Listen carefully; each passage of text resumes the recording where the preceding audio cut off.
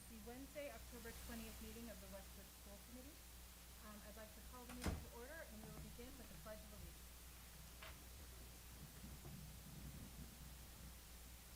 I pledge allegiance to the flag of the United States of America and to the republic for which it stands, one nation, under God, indivisible, with liberty and justice for all. Okay. I'd like to recognize, is that me, the feedback? No. I'd like to recognize Westwood Media Center, which is live streaming this meeting and also recording for later viewing on its platform. Okay. I don't know who that is. Everybody mute your computers. Yeah, computers muted. Everything muted. Sorry guys, we're having technical difficulties tonight. You'll notice them more as we move through the night. And as always, we thank Westwood Media Center for their help. We're good? Okay. All right, we're going to start with the superintendent's report. Great, thanks very much. So first, I just want to give a brief update about some COVID issues. So we held our third vaccine clinic this past weekend, and I just want to thank everybody who made that possible. We've done 3 clinics now, and they've been very successful. The folks running the clinic got some inquiries about whether or not we can run additional clinics when students 11 and under are eligible. And so we are looking into that possibility. The clinics, you know, are run in collaboration with the state DPH. So we will see if that is a possibility. I didn't do slides with the COVID metrics in town, basically because they have remained about the same as they've been the last several weeks. I do just want to say a word about the cases in the district, that so far in the month of October, we have had 9 student cases, and they've all been at Sheehan, mainly clustered in a couple of classrooms there. So as a result, we have been running a fairly robust test and stay program with anywhere from maybe 20 to 50 students in a given day participating in that test and stay rapid testing each morning.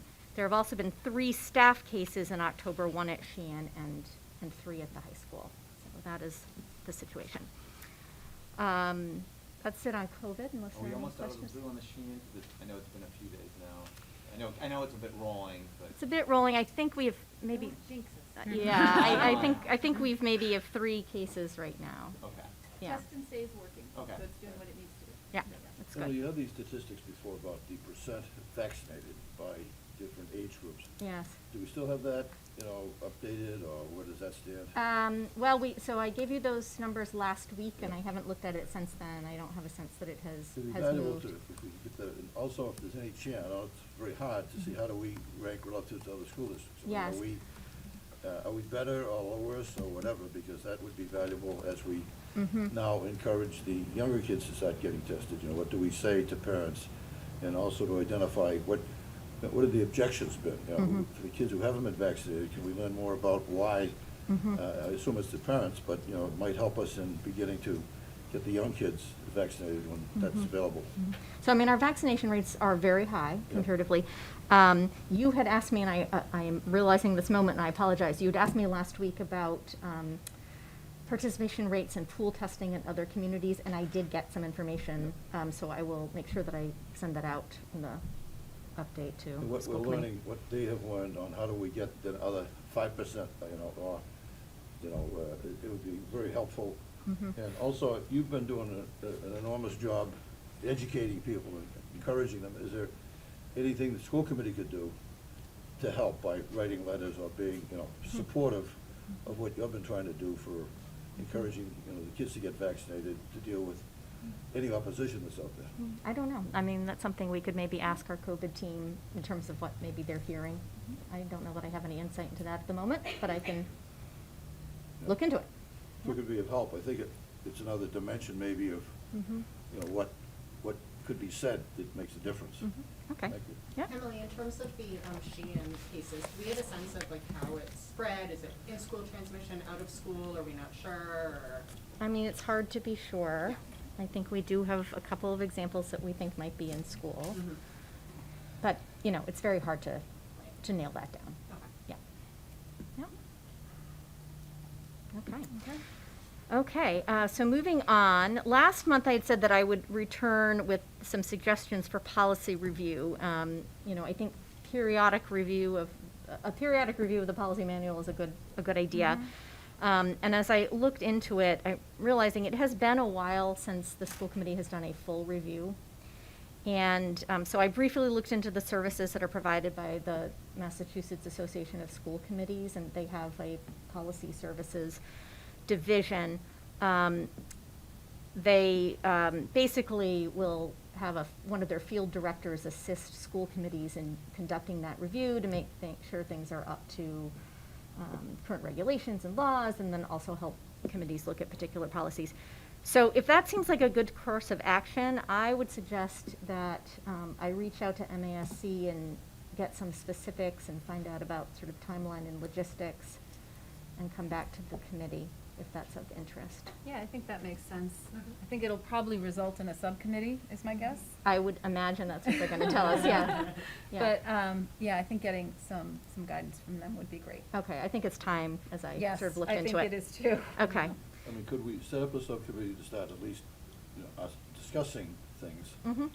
You know, and whatever the state association could help us, but I think the sooner the better we just start discussing what might we wanna look into. Yeah. So Sure. my suggestion is we try to set up a subcommittee that starts looking into these things and get as much help as we can from the state association and others, Mm-hmm. as well as other towns, I'm sure, looking at the same things, you know, Mhm. as far as what have we all learned. Mm-hmm. Sure. All right, we'll get on that. Thank you. Great. And so actually, I'm going to turn it over to Lemma for a minute for the Q1 financial report. I provided you all with a memo that gives you an update on where we stand, where our operating budget stands. I'm sure I have my mic on, at the start of Q1, so you have the memo on that. I'd like to highlight some pieces of that here in this discussion. So first, in terms of salaries, I'd say our comparison for the purpose of this Q1 report has been FY22 versus FY20 as a benchmark, and I selected that because the prior year was just too different as a COVID year. And you'll note that at this time in the year, the overall budget is 22.7% expended as compared to 18.5 in FY20. That's a notable difference. So I took a dive into that, and I explained it primarily via the salary line. So 86% of our budget is in salaries. And this year, for the first time in a while, we had 3 paychecks that hit in the month of September. This is primarily for our school staff and teachers, for example, and that timing of those paychecks affects Q1 significantly. So looking back at FY16, FY17, Q1 in those years was kind of in line with what you're seeing in Q1 now, in that salary expenditure was around 13%. So that's not too remarkable there. The bigger story in salaries is that this was a big year for staff turnover. So we saw a large number of resignations and leaves and activity in the beginning of the year. There were 55 professional positions that have now been filled by new incumbents since when we first budgeted for those positions. That's quite a lot of turnover, more than we typically encounter. We have 5 instructors and a principal who are on leaves of absence that are for the duration of the year. We did add a K-1 teacher at the Downey and an instructional aide, and we have nurses that we've added to support the COVID team as well as the student testing program. We also added contracted nurses to support the extended day program. We were not able to hire internal staff for that, and we do think that some of those costs are not going to be covered by the extended day budget, so we're anticipating that would be an operating budget impact in those areas. So after looking at all of that, our current estimate is that turnover is still in net positive, potentially in the $400,000 to $500,000 range, but we have a lot of activity still to happen this year, so we're going to wait to see how the year turns out. So that's in the salary areas. That's a big number, I mean, that's 1% of our budget, just, I mean. Yes. So, I mean, we'd see how it goes, obviously, Yes, but we should absolutely. talk about Mhm. how that's deployed, obviously, I mean, it's a good thing. Yes, it Yes. is. Luckily, Yeah, it is okay. on the good side. Yes, okay, thank you. Turnover is always unpredictable that way.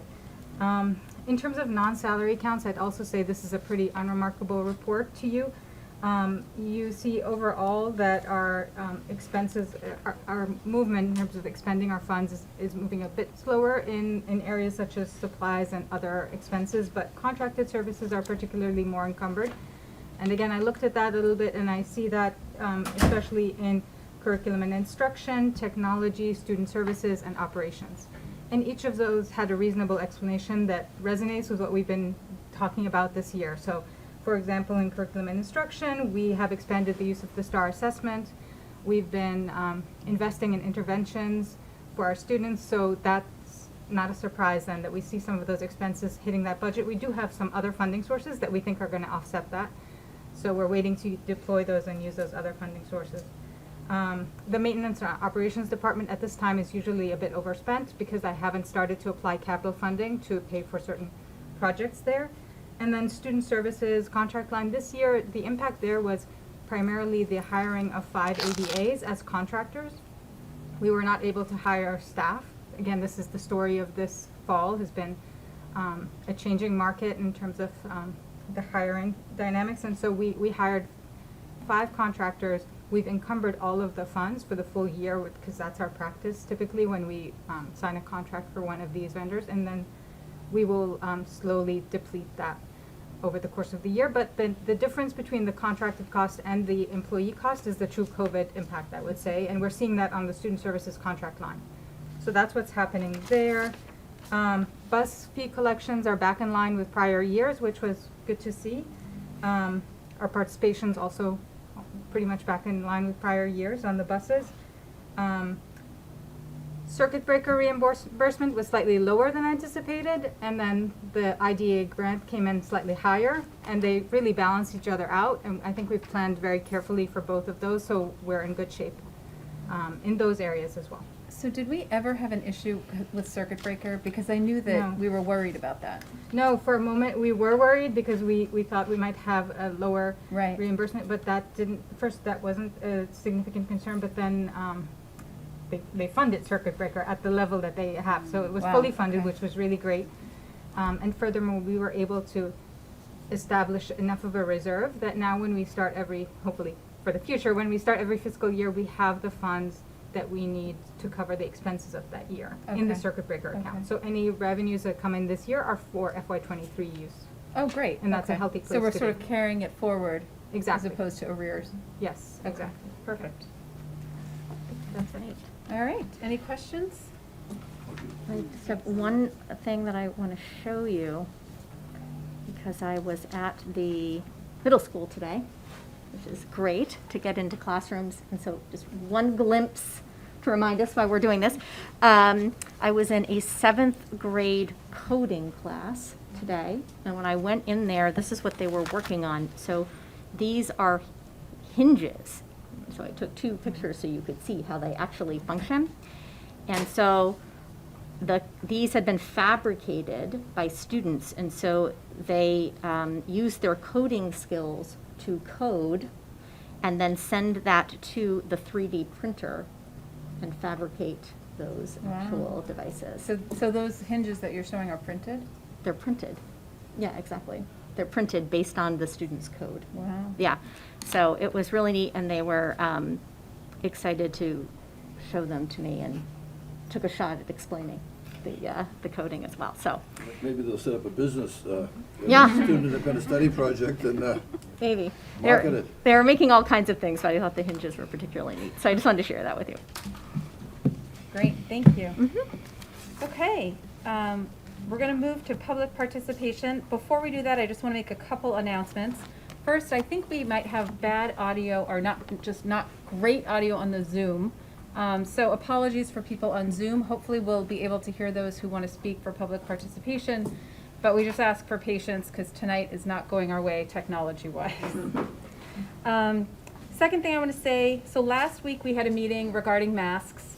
And prior to the meeting, we had asked parents to submit feedback to the school district regarding the mask mandate. And we received feedback from parents, and the feedback was distributed to all of us, and we all read it. And so last week, I neglected to mention that we had received that feedback. I apologize for this. I think it's really important that everyone knows that we did get the feedback, we did read it. I want to thank all the parents who did submit feedback because it's always very helpful for us to hear. So I just wanted to make sure that we acknowledge that we did receive those comments from parents and to thank everyone who submitted them. And finally, so the school committee and the district recognizes that this public participation program, which is for listening purposes, for us to hear you, doesn't provide a great place for back and forth dialogue. And we understand that that can be frustrating for parents, for residents, for people who are trying to communicate with the school committee. So what we're gonna do to remedy that is we're gonna try something out called like school committee office hours or something like that, where the superintendent and one or two school committee members host sort of informal meetings. We haven't quite decided on the format or the time or the place, but we really just want to have productive, respectful conversations with anybody who wants to talk to us about things. We hope that this is going to be a better way for people to reach the school committee and not have the formality of a meeting, and also just be able to have more of a back and forth than we can during public participation. So like I said, we're not sure what the format is yet. We hope to start these meetings in November. They'll be probably once every couple of months or something. We'll have some in the mornings for parents, we'll have some in the evenings so that everyone can try and make it to one. More information will be forthcoming, but I did want to let everybody know that, you know, we are aware that it can be tough to do public participation, and this is an attempt to work around that. So, having said that, we will now go into public participation. So, as a reminder, this is when the members of the public can provide comments to the school committee, and our purpose tonight is to listen to the comments. When you speak, we ask that you provide your name and your address. You'll be limited to 3 minutes. We do have a clock on the screen and I think behind me and also on the Zoom to let you know what your time is. We ask that you direct all comments to the chair. And I think, I know last week we started in the room. I think we may as well start in the room again. So if anybody is interested, please come forward, and we're open. If not, we can go to the Zoom. Anyone?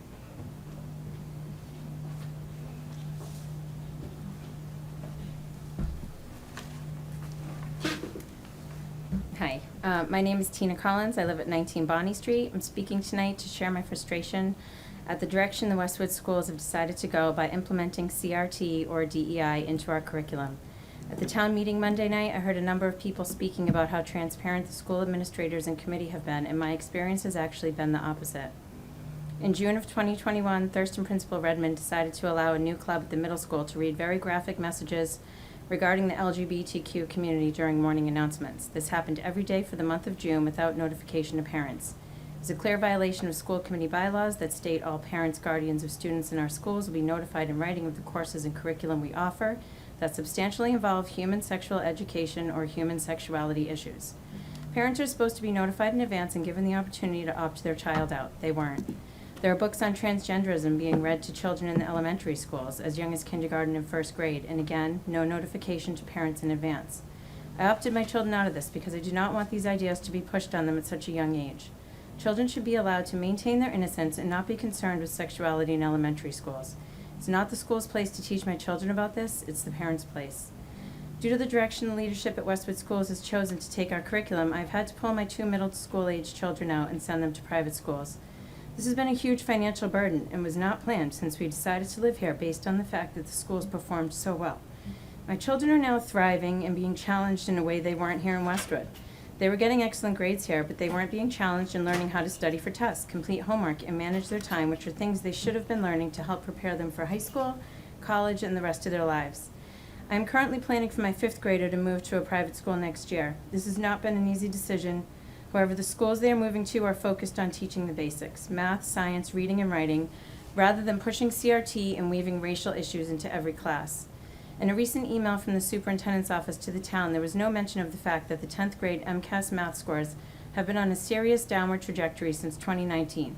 Coincidentally, that's right around the time CRT was really starting to gain traction in our curriculum. We need to remove this indoctrination campaign from our schools and get back to basics. Having a curriculum that focuses on race is not unifying.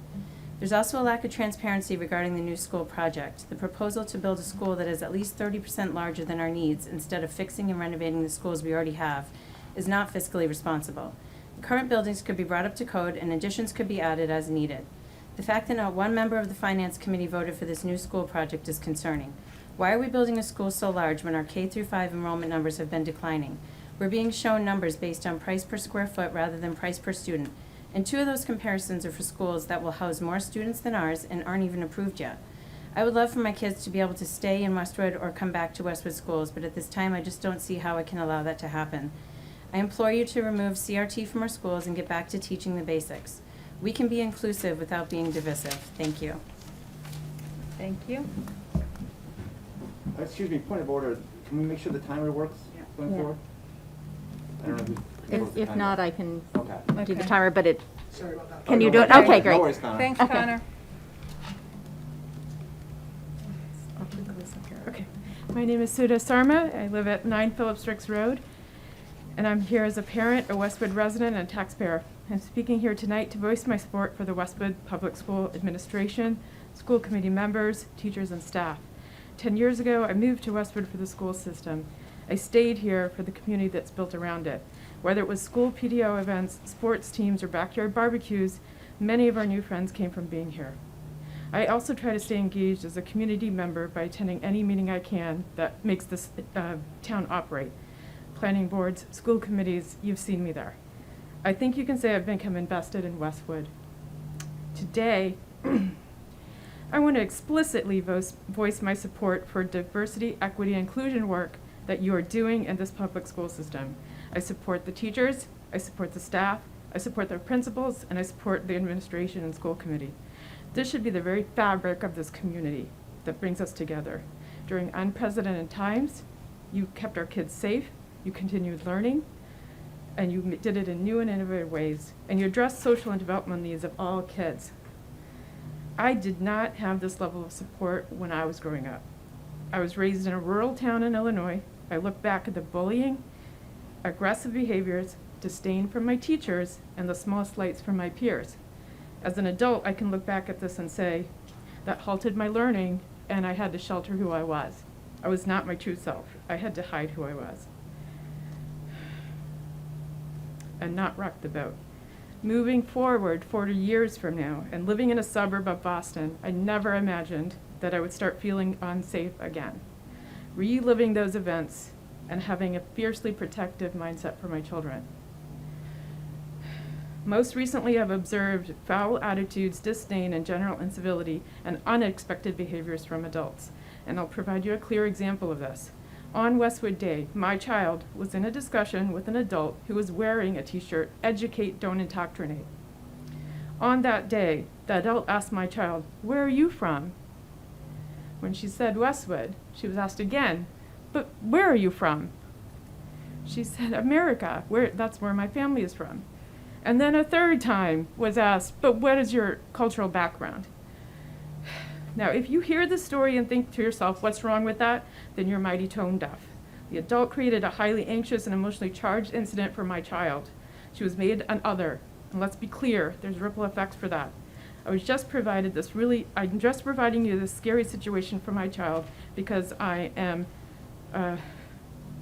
truly baffled by the recently expressed opposition to inclusive classrooms. I'm truly hurt by the opposition to diversity in the classroom. And I'm truly distressed that there's some national politics, including a playbook, to oppose DEI topics that have landed in Westwood.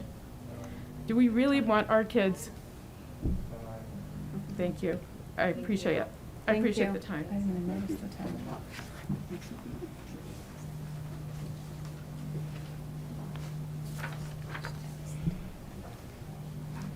Good evening. I'm Joan French, and I live at 3 Cranston Avenue. I work in communications at the MIT Sloan School of Management, and here our mission is to develop principled, innovative leaders who improve the world. And every day I get the chance to tell the stories and share the research that influence how some of the brightest minds in business lead their teams. And the research from our faculty and other leading universities is clear. Diversity matters. The research proves that multicultural experiences can make us better communicators and more effective leaders. When we're exposed to different customs, different norms, values, and communication styles, we learn to navigate the nuances of different cultures, to listen and to connect. We show more respect, more patience, and sensitivity. And this communication competence, the ability to listen to others and to express oneself competently, that's at the heart of effective leadership. Fortunately, our children don't have to leave Westwood to have those multicultural experiences, the kind that make for successful leaders. These lessons are all around us and begin at the earliest age. Lessons in history, in science, stories in our ELA curriculum, and even math are vital to developing critical thinking and respect for our differences. A small but vocal group here in Westwood would like to limit those lessons. Laws are popping up around the nation restricting discussions of race and lessons on current or historical events so as to prevent students from feeling shame or guilt on account of their race or their gender. Here in Westwood, parents call to complain when Pride Month, Black History Month, Women's History Month are recognized. And rather than standing strong to say that these are important opportunities to embrace our diversity, the school leadership often feels pressure to acquiesce to this vocal minority. They do not speak for the majority. Tonight, please hear from us, the parents who welcome and want these lessons. A classroom that explores all aspects of diversity, equity, and inclusion develops communication competencies, which, as I cited earlier, develops leaders who are respectful, patient, and kind. And I can hardly think of a more important lesson for my children. I get it. It has been a brutal year for our teachers and our administrators. Too much is falling on their shoulders, and sometimes it's easier to just avoid the conflict. But I ask you, are we an inclusive community? I believe we are. So let's respond to these complaints with conviction. Invest in the training that gives our principals the tools and the language they need to prepare our teachers and counter these arguments with facts. Please dismiss this small but vocal group and instead support our teachers' efforts to have these important classroom discussions. Send a clear and unequivocal message that we are a community that accepts and celebrates all its children. Thank you.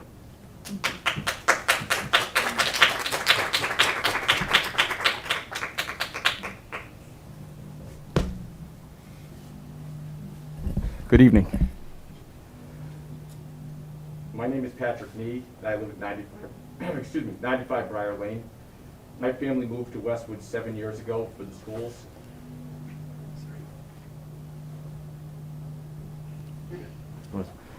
We moved here 7 years ago for the schools. We have recently decided to remove our 3 children from the Westwood Public Schools at a significant cost. The schools we moved here for have changed. The Canary in the Coal Mine was a pro-transgender book that was read to my first graders class this past June.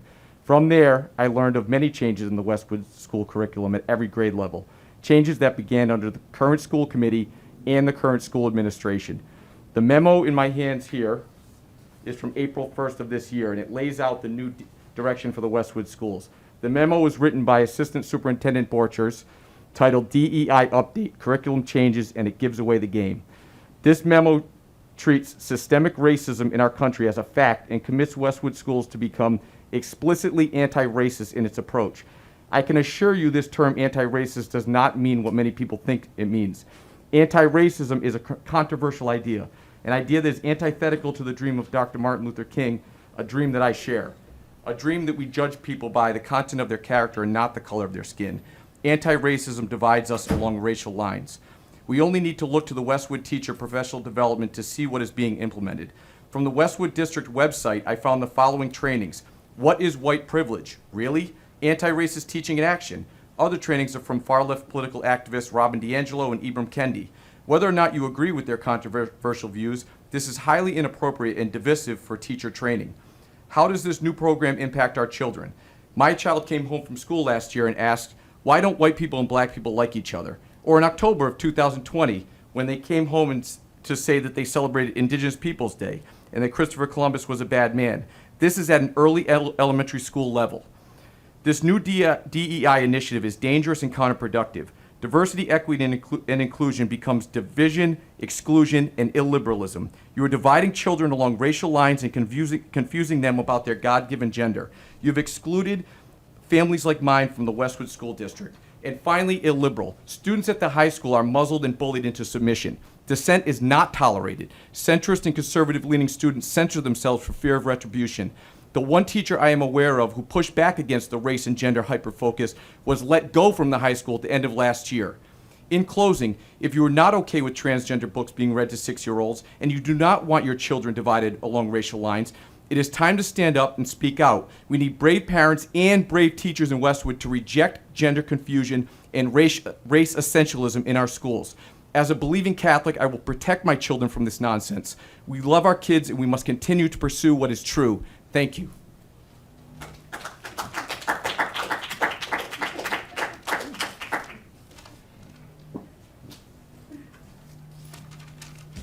have to look at my phone. I only have 2 of my keys. My name is Debbie Shaman. I live at 88 Oak Street. I have 4 kids in the Westwood Public Schools. A kindergartner, a 5th grader, a 7th grader at Thurston, and a sophomore at Westwood High School. I'm a cisgendered Jewish woman identifying as white and married to a half Lebanese, half Scottish man. We're an interrace, an interfaith, and intercultural family. I am here tonight to offer my support for the teachers, staff, and administrators who have been training and teaching topics supporting fundamental concepts to diversity, equity, and inclusion. I have been pleased to hear my daughter in 4th grade reading a novel about a black child who was falsely accused of stealing a coat because the racism of the people around him.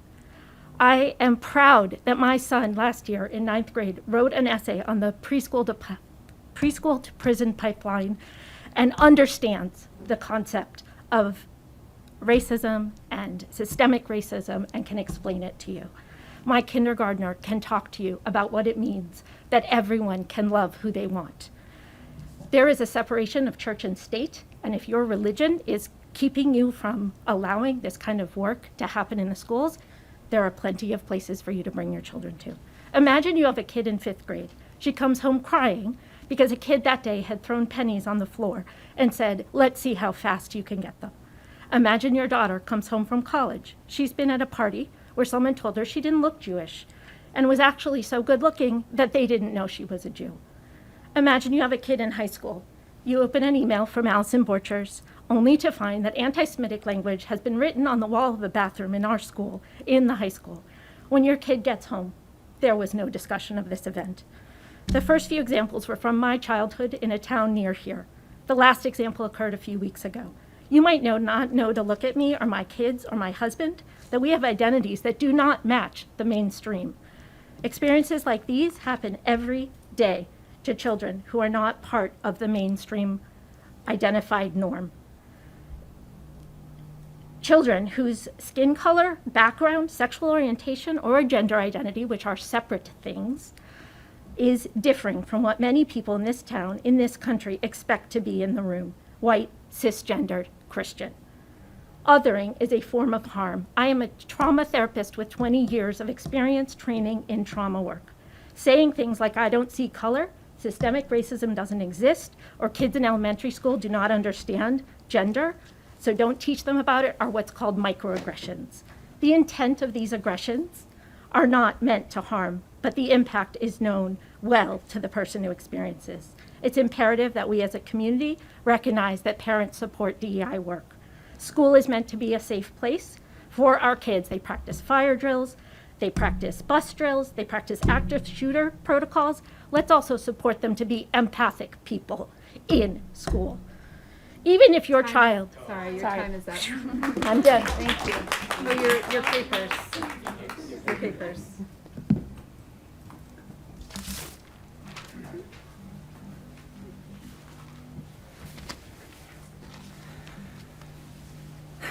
Hi, my name is Megan Brink, and I live at 47 Briar Lane. My student was diagnosed with a developmental disability at the age of 6.5. He had, and continues to have, I'm sure, a whole host of behaviors that are confusing to his peers. In order to support him at every grade level, his teachers delivered developmentally appropriate lessons to his peers so they could better understand his learning style and social emotional needs. All of these lessons allowed my student to access the curriculum without social pressures. He is now a thriving 6th grader who has never been bullied or picked on for his disability. In the first few weeks of middle school, I asked him about his school bus experience thus far.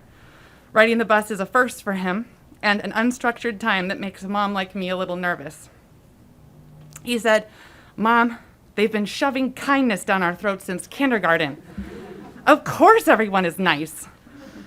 We then had a discussion about how sometimes students with disabilities can be bullied more often. And to this he said, "What's the big deal with having a disability? You're still a person." I believe that every child, regardless of their disability, learning style, gender identity, skin color, or religious beliefs, deserves to be understood and accepted in their school community. And I can't be more grateful for the work I see happening in our schools to support these students. I hope to see more of this in the years to come. Thank you for supporting my family.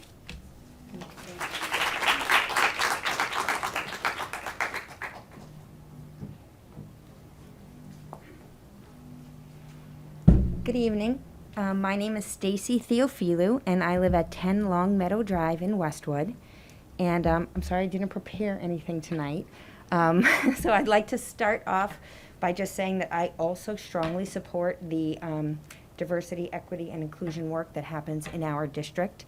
I think my children are becoming much better citizens for it, and I hope that we continue it. And also, as one lady said, kind of have a strong response for when we are challenged on it. So that, you know, a consistent response that represents our values. That's actually not why I came here tonight. Now to that point. So I would just like to stand up here and say that I love Westwood. I love the Westwood schools, and I love the school committee, and I think you all accomplish amazing feats. And I just have to bring to your attention that for the first time, I was really upset about an incident that happened. So I feel like it is my responsibility to bring it to your attention to make sure that we are doing everything that we can about it. So on September 28th, as one lady alluded to, I received received the email on September 29th that in the boys' bathroom in the high school, someone had written, "Guess who I hate?" and a Jewish star. And you may not know it from my Greek last name, but I am Jewish. My children are Jewish.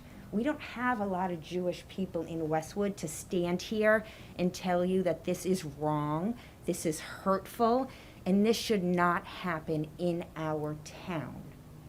And this is also a pattern. This is not a one-off. Over the last 5 or 6 years, there have been at least 5 anti-Semitic specific incidences that have happened between the middle school and the high school.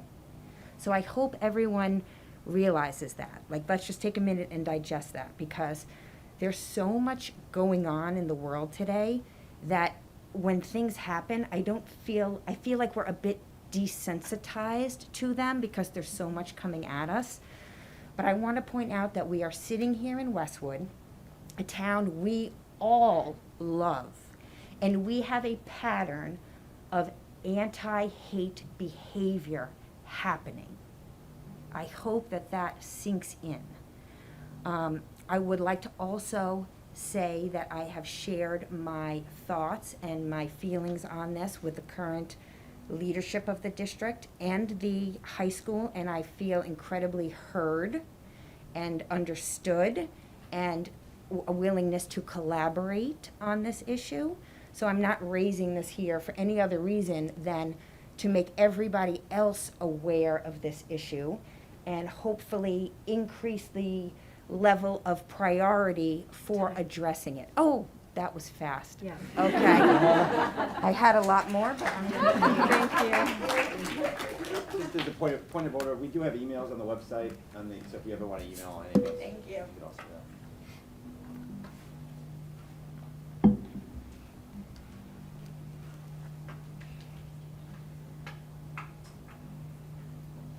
Okay, please go ahead, Michelle, but 1 sec.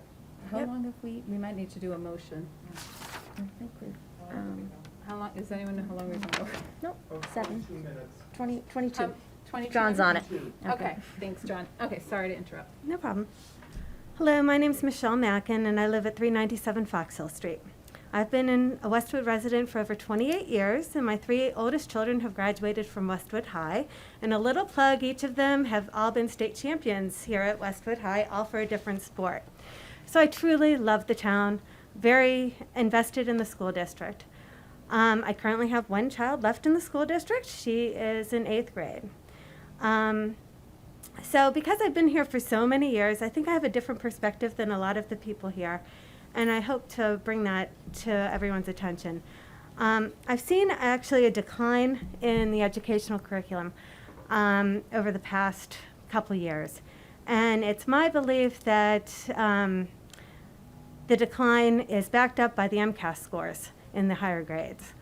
I think that we're spending more time in the classroom, valuable time, discussing politics and teachers' ideological values. The children don't need to know the political beliefs of the teachers, and they don't need to know the sexual orientation of the teachers. That's not appropriate. Both are irrelevant K through 12. It does, I never knew this from my teachers growing up, and I don't think the kids need to know that. Just keep politics and sexual orientation out of the classroom. All last year in 7th grade, the school curriculum for social studies was focused on politics and current events. Very little time was spent on world geography and the ancient civilizations as outlined in the DESI framework. The classrooms have become very politically charged, and as a result, it's made it very uncomfortable for some students. In the past, 8th grade has always been the year that students have talked about U.S. history.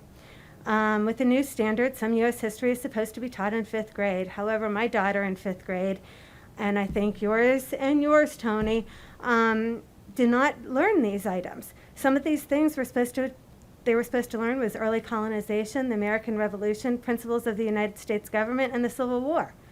I brought this to the school board's attention and corresponded with Allison on the matter. What's happening is that my 8th grader is not learning about American history now until 10th grade. And I'm wondering if this was deliberate by Westwood not to teach this to this current class. I don't understand why it's not being taught. The old curriculum was 9 pages long. The new curriculum's 2.5 pages long. So I think we have plenty of time in the classroom to bring in U.S. history and let these 8th graders learn the things that they were supposed to learn back in 5th grade that they never did. I'm asking the school board and the administration to get politics out of the classroom, to give the teachers time to focus on educating the kids. Children should not be taught what to think, but rather be encouraged to use their critical thinking to form their own opinions. Thank you. Okay, I think we're going to go to the Zoom. I don't see anyone else. Okay, so why don't we go to the Zoom? I see Sandra Castaldini, so if you would mind unmuting Sandra.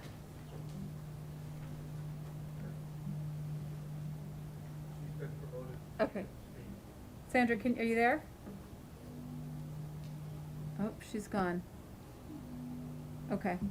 I don't know where she Can you went. hear me? So we'll try the next one and, oh, Am I here? is she there? Yeah. Can you hear me? I can barely hear her. Can we turn that up? Sandra, hang on, we can barely hear you. Can you hear me now? Nope, Steve's going into the closet to figure it out.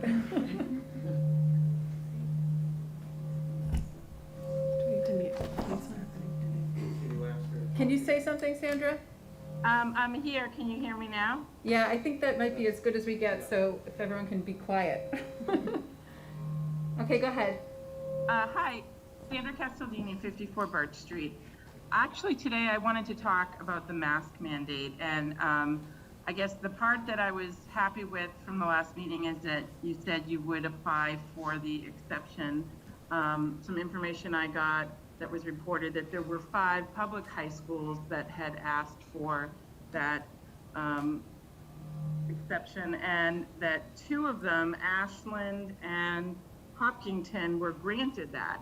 They have not moved forward with their school committee to do the unmasking, but they're already in a position where they have control.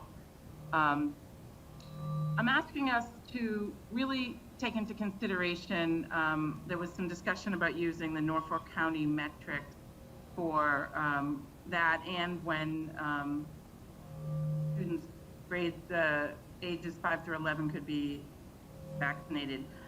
This is the mask mandate. That doesn't mean that when you lift it that people can't wear masks. As it was discussed before, people are probably going to be wearing masks in the foreseeable future.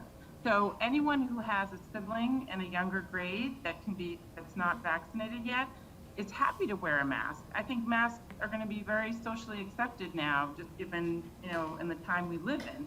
And so I feel like people keep coupling the mask mandate with almost like someone's going to take away all their masks. And I don't really understand that. I feel as though we should be,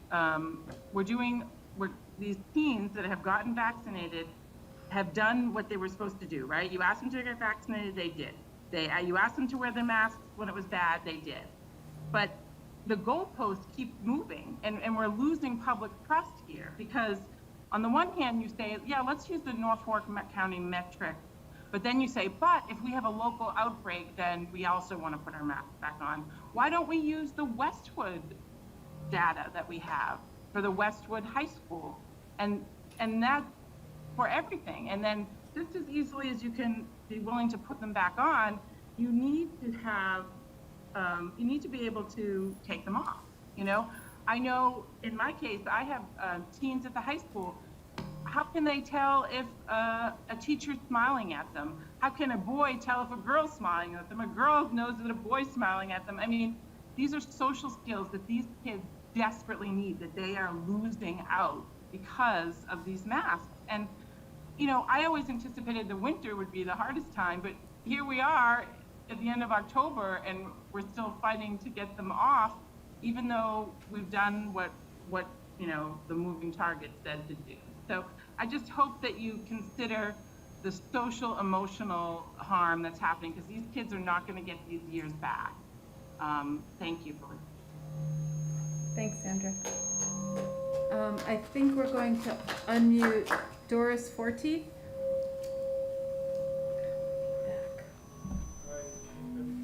All right, Doris, go ahead. Doris, you there? She just got in.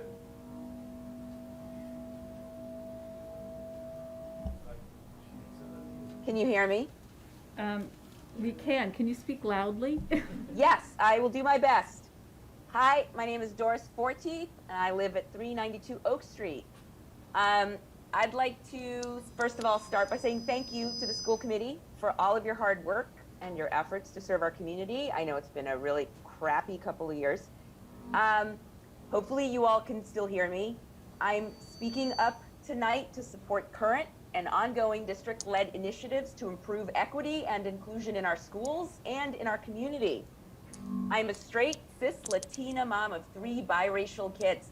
My youngest child has special needs. So I'm keenly aware of the privilege I enjoy as a member of this community, but I'm also painfully aware of ways my family has been underprivileged and underserved in this community. I know that DEI is a hot topic right now, especially as it pertains to our schools and curriculum. And I have to say, the varied feelings and opinions people have about DEI work in schools may be complex, but the issue itself is very simple. Our schools and our community must be inclusive of all students and families and must acknowledge and embrace the diverse identities and needs of us all. I really hope I'm not yelling, trying to talk loud. We can hear you, but just barely. But racism, bigotry, sexuality, sexism, othering, homophobia, gender identity, ableism, toxic masculinity, these and countless other concepts already exist in our schools. Our children are already navigating them, frequently without much guidance. All children are affected, but our non-white, LGBTQ+ neurodivergent children are disproportionately more likely to be impacted negatively by these issues. They are in the minority and subject to marginalization if they do not receive systemic support. Westwood Public Schools have received some impressive accolades recently, and many of us have been reminded of why we moved here. We moved here for the excellent schools.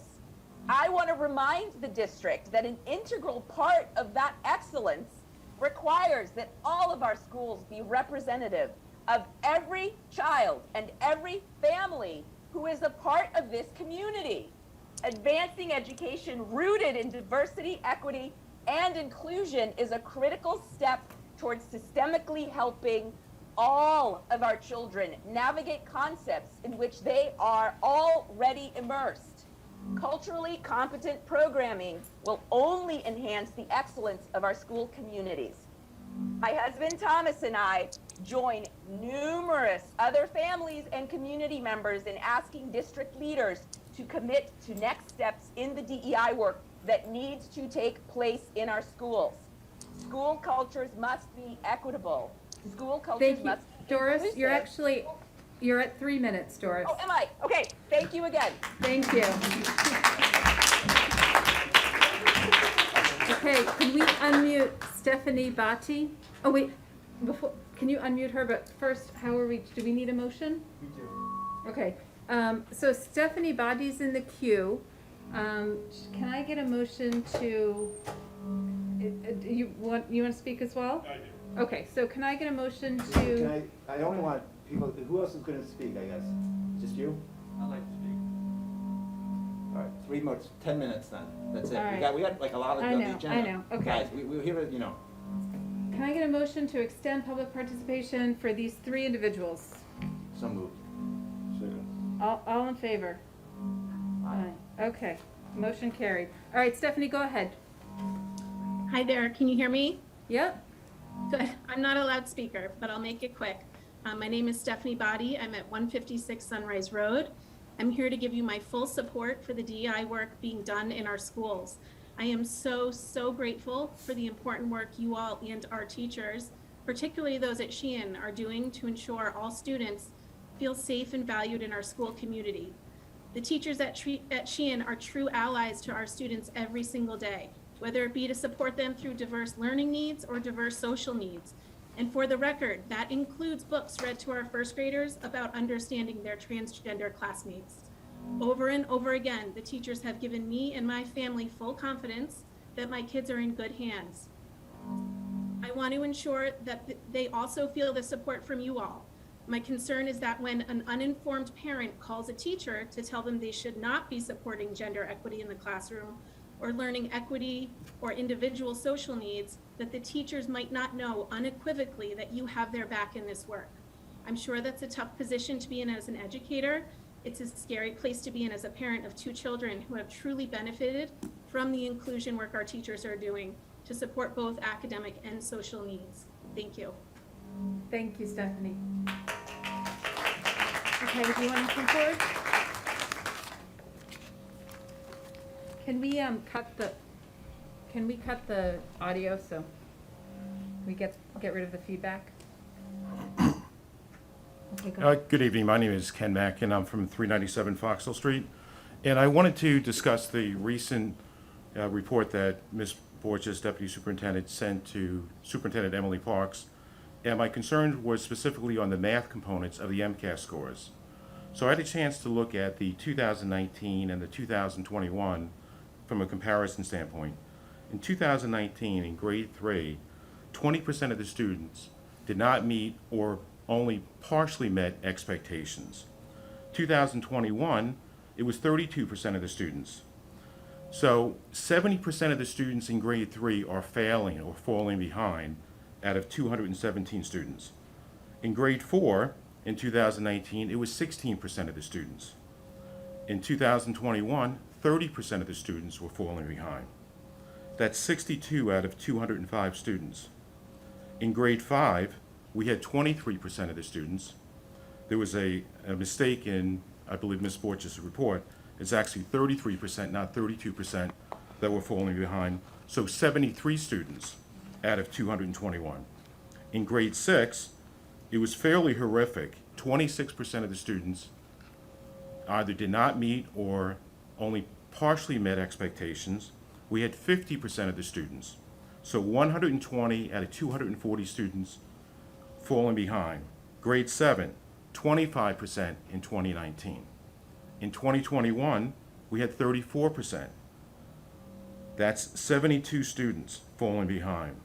Grade 8, 35% of the students falling behind in 2019. In 2021, 48% of the students, or 106 out of 220 students. And in 10th grade, 11% of the students were falling behind in 2019. And the grade 10 number that the school report indicated was 17%, but according to the DOE website, it says 20% of students, or 48 students falling behind. So what does that mean? We have 1,553 students in grades 3 through 10. 551 students are falling behind. 36% of the students. The school board needs to focus whatever resources are necessary to ensure that these kids are able to recover and be at the level where they're supposed to be. This should be a major issue for the school, because you can't have more than a third of the kids that do not meet the expectations or only partially meet the expectations. So I hope this will require whatever efforts that needs to be done by the school board and by the superintendent. Thank you. Thank you. Okay. And our last speaker, did you want to come forward?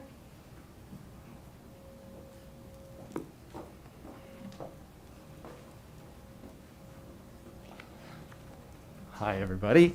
I'm smiling under this mask. You may not see. But I just want to say I have a unique perspective. Yeah, sorry. Oh, so sorry. My name is Justin Obie. I live at 34 Briarwood Drive in Westwood. I'm a taxpayer and here tonight to just support a lot of people and voice my unique perspective as someone who grew up in Westwood, had a lot of options, could have moved anywhere, chose to come back to Westwood because of the great schools. I know Allison, Emily personally, and you guys did a great job with me and my peers in schools, so thank you. I just want to say, on the mask mandate that was someone said about earlier, it is causing a lot of problems with the kids. It was a personal problem for my family, my kids. That's why we chose to take our kids out of the Westwood Public Schools, to our great dismay, sadness, frustration. I don't know what we're doing as a society, as a town. I think we've gotten COVID under wraps pretty well. I think we're all vaccinated here, and we're still wearing masks. If we were at a restaurant, we would all be eating with our masks off. Instead, I mean, I don't know. It's hard to even see what you guys are seeing, expressing right now and feeling. I can't imagine what our kids have to go through for 8 hours a day, every day. They come home crying, and they cry going to school. It's awful. This is not what school is about. Furthermore, the kids are not at risk. They have a 99.9999% chance of surviving COVID, per the CDC data. The fact that we are doing this to our kids is wrong.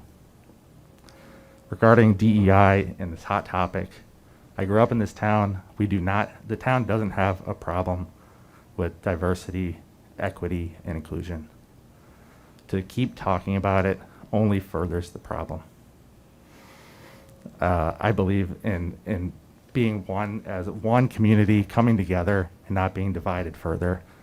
And I would hate for any of this DEI work I want it to be inclusive, and I want everyone to come together. So hopefully it doesn't tear people apart. That's all I'll say there, because I do believe that diversity is good, as long as it doesn't cause divisiveness. Equality is great, and inclusion is fantastic. So thank you for letting me speak. Okay, thank you. So that concludes public participation. Moving on to the next item on the agenda, we have the school committee chair updates and liaison reports. So first up is the school building project update. I can take that one. So we had town meeting, as everyone knows, on Monday. Great turnout for the town. A lot of people came. The building project was passed, which is great. I want to thank everybody who was involved in town meeting, all of the residents that came, all of the parents with little kids who stood out in the cold with their little kids. In particular, I want to thank the town, Dottie Powers and Jim O'Sullivan for running such a great meeting, the select board, our first responders, police and fire, for making sure that we had a safe and welcoming event.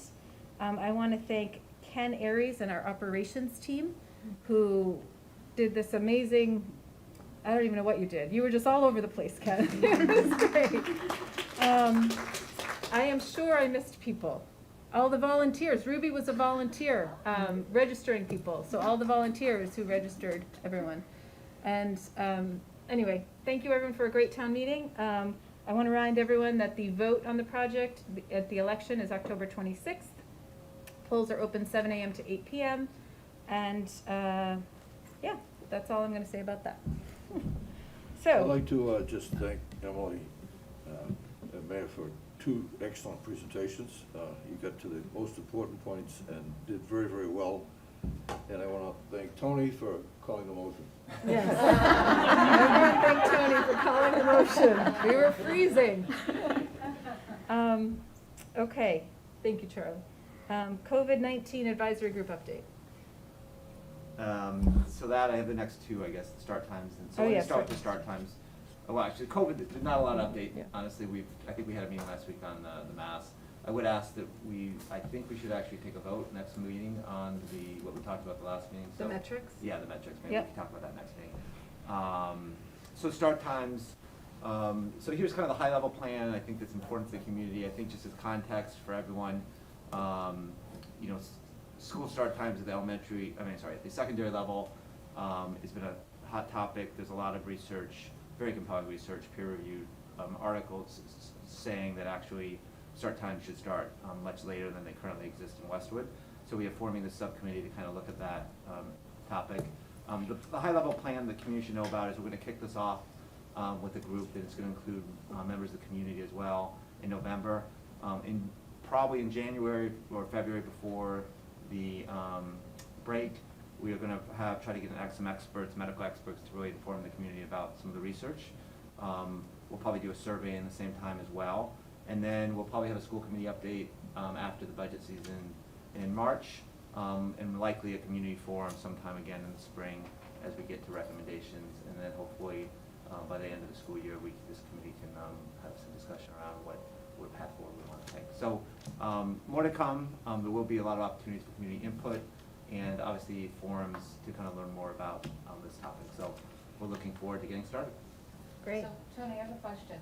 So this is a topic I know near and dear to your heart, and I think we wanted to get going on this years ago, but COVID has created an issue, and obviously we're able to focus on this. So what I'm wondering is, there were many districts prior to COVID who spent a long time researching this, and obviously we have the fruits of that research.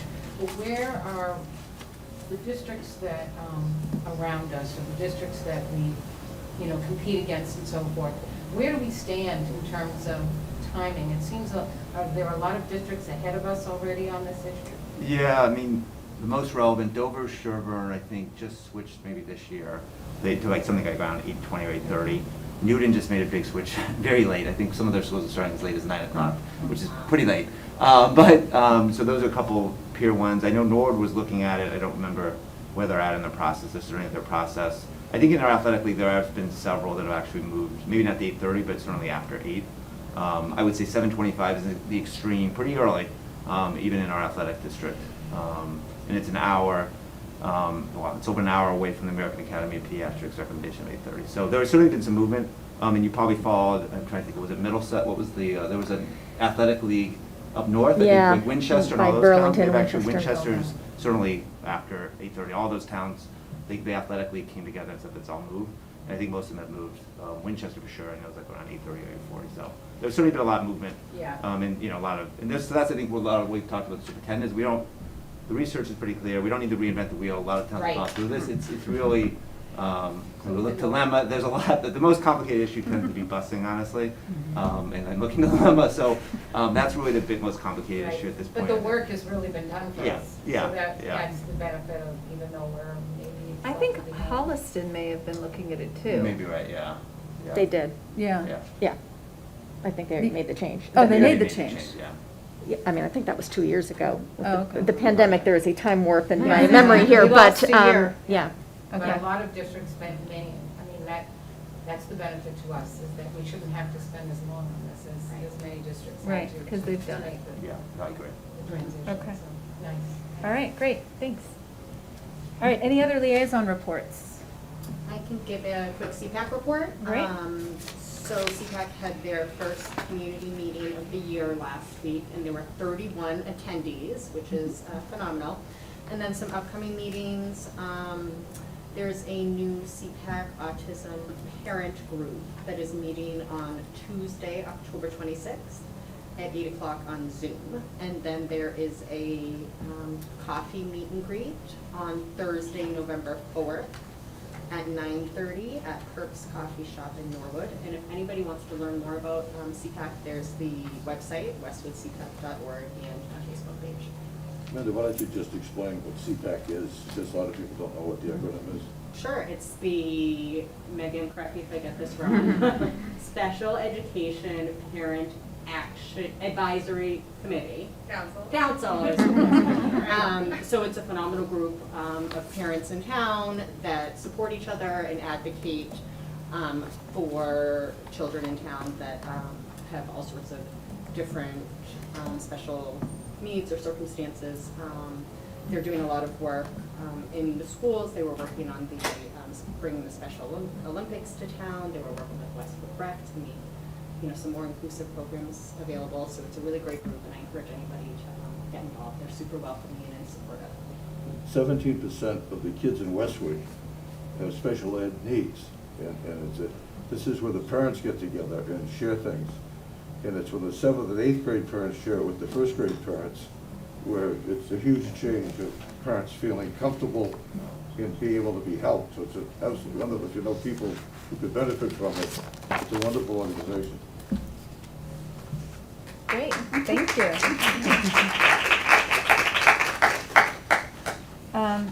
Okay, I forgot to mention to thank Westwood Media Center for town meeting, so I'm throwing in Westwood Media Center. Thank you very much, Connor and Melinda and everyone over there. They did a great job. I knew I'd forget someone. Okay, I think we're moving on. Any other liaison reports? No, okay. Moving on to discussion items. I'm actually going to take these a little out of order because I want to get to the report on budget offsets and revenue-based activities first. Nice. So Lemma, you're up. Exciting part of the agenda. Okay, I will wait for the slides to come up, but Yes, as I give me 1 do, second, sorry. just lay out the topics today. So we'll be talking today about activities that happen really in our revolving accounts. But I want to distinguish between two sides of this. One side is offsets. And I'll be talking about our offsets primarily in order to provide you with context on the operating budget and how it's been looking in the past 5 years, especially pre-COVID. And then the other side of, the big chunk of activities that happen in our revolving accounts, these are revenue-based activities, primarily self-sustaining activities that occur in these revolving accounts, and that would be the meat of the discussion today and what I'm seeking input on. So, that said, I am showing a slide of a list of our active offsets in the operating budget. And these are places in which we depend on revenue from external funds to support the operating budget. So these are offsets that are accounted for in the FY22 budget, with the exception of the last one, which might be incorporated in the FY23 budget as we start to talk about that in the coming cycle. And the revenue source for these offsets is explained here. I think the school committee is familiar with them, but I've just listed them in case we end up discussing these further. And I can give an example here. And the second one listed is the transportation revolving account, which is where we deposit revenue from bus fees that are charged to families. So that's the account that's exclusively used for that revenue, and we use that account to pay some of our transportation bills for the yellow buses. And it's not the entire amount of the bills because there isn't enough in that account to ever cover the entire cost. So most of it is budgeted on the operating budget using town funds, and the rest is covered in this revolving account. Sit there. I wanted to highlight a few guidelines on how we use these accounts. First, we typically want to budget for a predictable level of revenue based on prior year collections. So in proposing the FY23 budget, we'll be looking at what our prior year collections have been, for example, for the bus fees, and we would want to budget for an appropriate amount that we could count on based on that historical collection. The balances in these revolving accounts carry from year to year.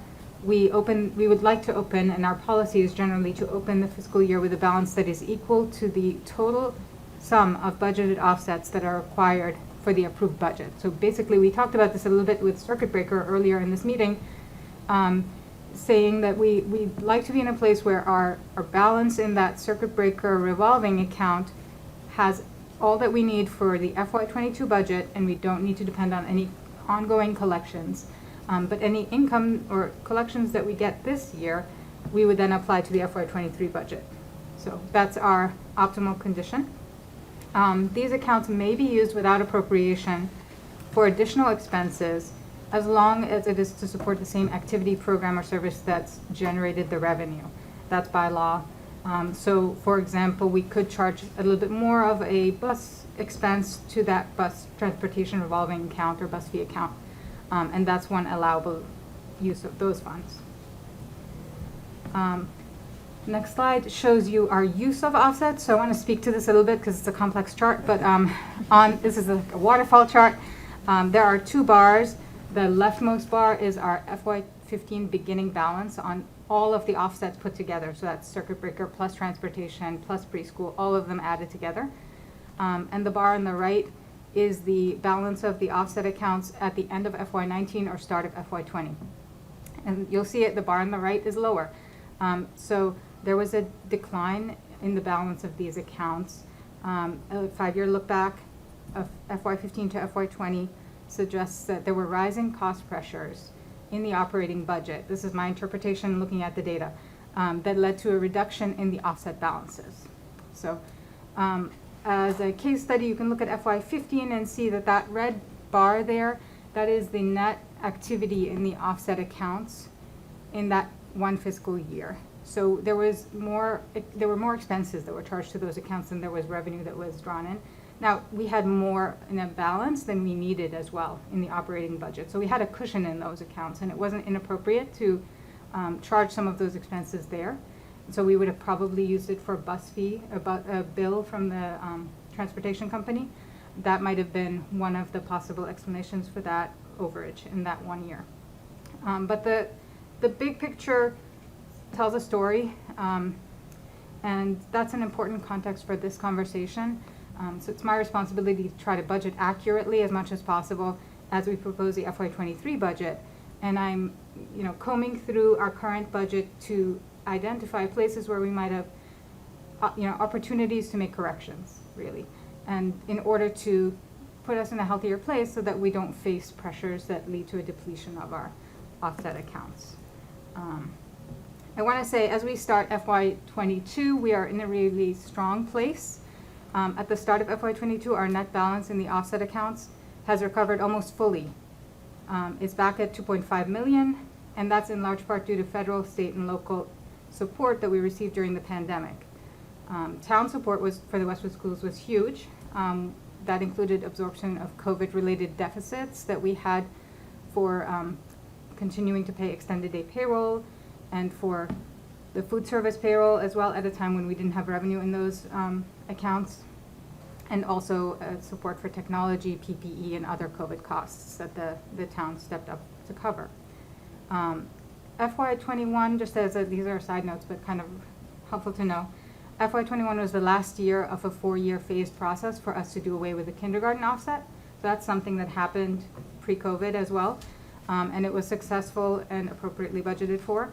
And in FY22, because of our observation about rising cost pressures in the operating budget, we made a specific move to a move to increase the budgeted account for contracted services in special education. And that was one of hopefully a multi-year effort to correct a historically underfunded line.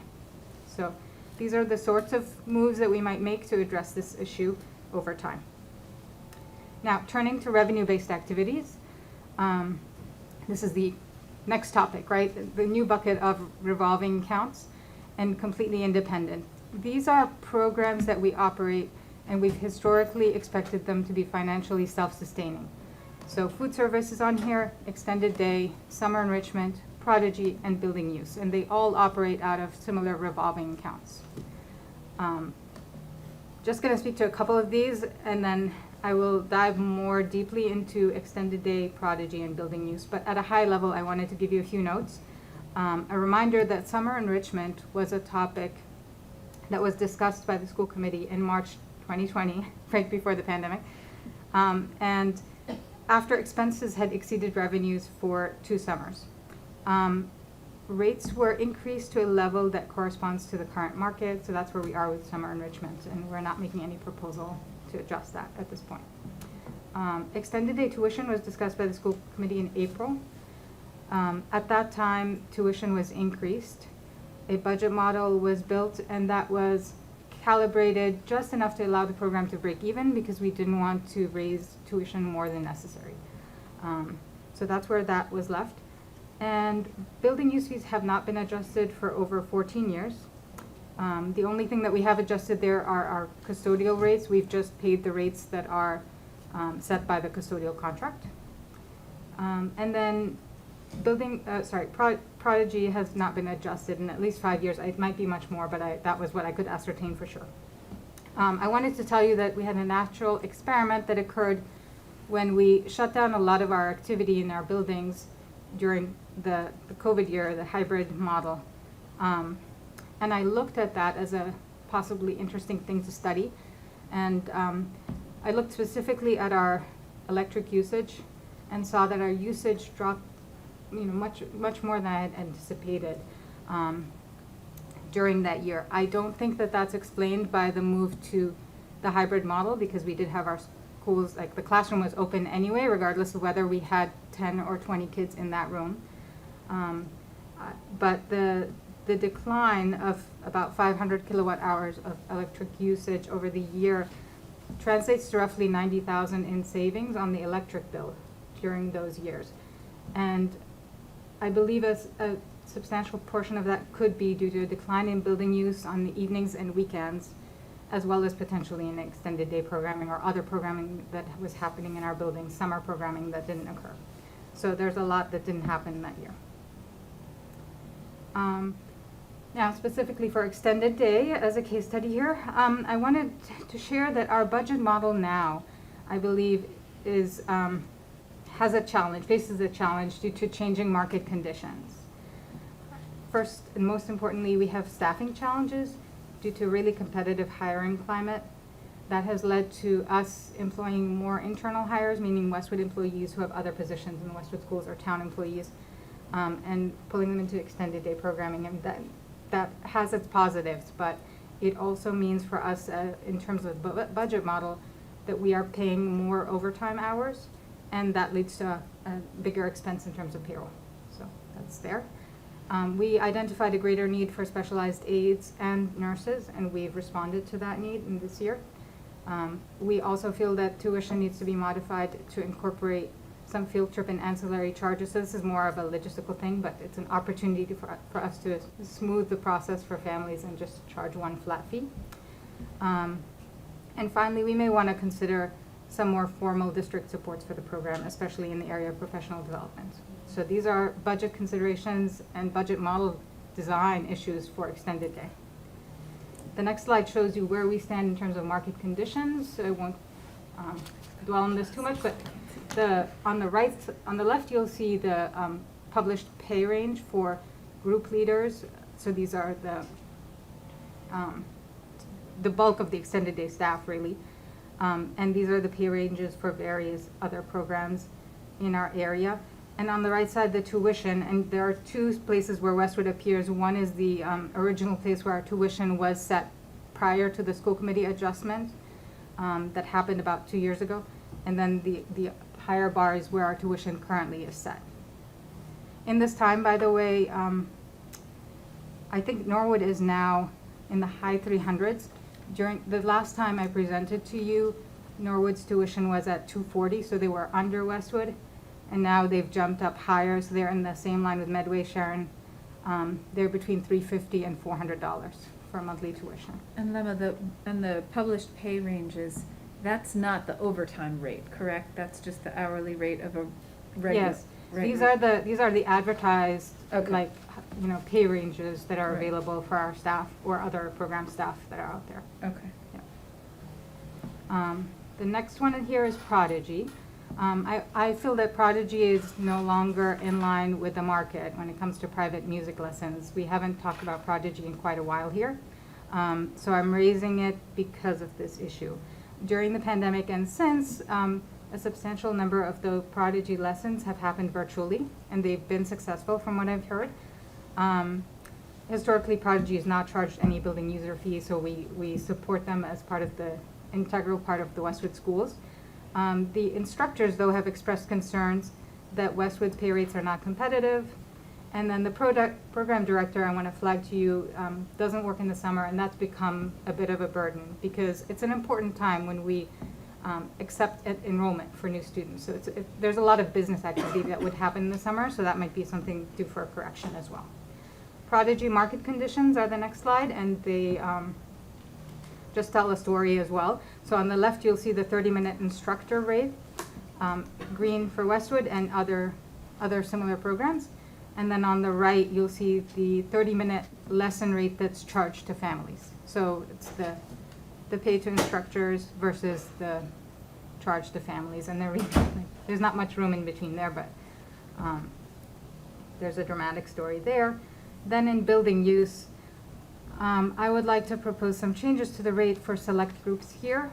The priority in building use for our policy around building use is to continue to make schools available to the community, including school-affiliated nonprofits and town users. So we want to be welcoming to everybody. We do need to reevaluate the impact on our custodial staff for some events, as well as utility impact and wear and tear. So I think that that's something we should be discussing. We do want a simpler rate schedule. I feel the pain in the business office because we have a complex rate schedule that makes billing really burdensome and cumbersome for us, and that's a simple correction we can make when we propose new rates. And our goal ultimately is to address operating deficits. We did have a deficit in this revolving account. In FY19, it was about 18,000. So there were more expenses charged there than revenue that was brought in. And the expenses primarily, honestly, are custodial costs. So we weren't even meeting our needs in that department. Market conditions for building use are charted here, and you see two examples, one for a gym rental and another for a cafeteria rental. And I've just mapped, we basically took two case studies of organizations that have rented our gym or cafeteria, and we went to other districts and we imagined what would be charged. We looked at the websites for listed rates and we determined what would be charged given the exact conditions of that rental, and that's where we landed. So finally, the questions for discussion are, should we continue to assume that revenue-based activities should be self-sustaining and not supplemented by the budget? Given the context that we've got here, are you interested in seeing a proposal for any revised rates, and are there parameters that we should consider when proposing those rate changes? All right, thank you. Why don't I think we should talk about these questions one at a time. So the first one is, I think we're talking about the food service, extended day, summer enrichment, Prodigy, and building use. Those are the ones we're talking about. And can I just say that in case this wasn't clear, because we think those are all very important programs. Right. Right, so Right. they're very important for the operation of the district, Right. yeah. So the question is, should they be self-sustaining, and meaning we do not supplement them from our own operating budget, or do we want to subsidize them from the operating budget?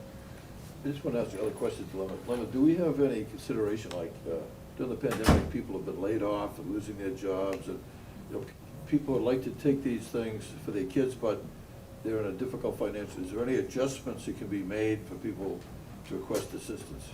Yes, we do. So it doesn't apply necessarily for building use, but Yeah, for the these are about others, lessons for the and student programming, yes. So enrichment, extended day, summer enrichment, and what was the third one? Prodigy.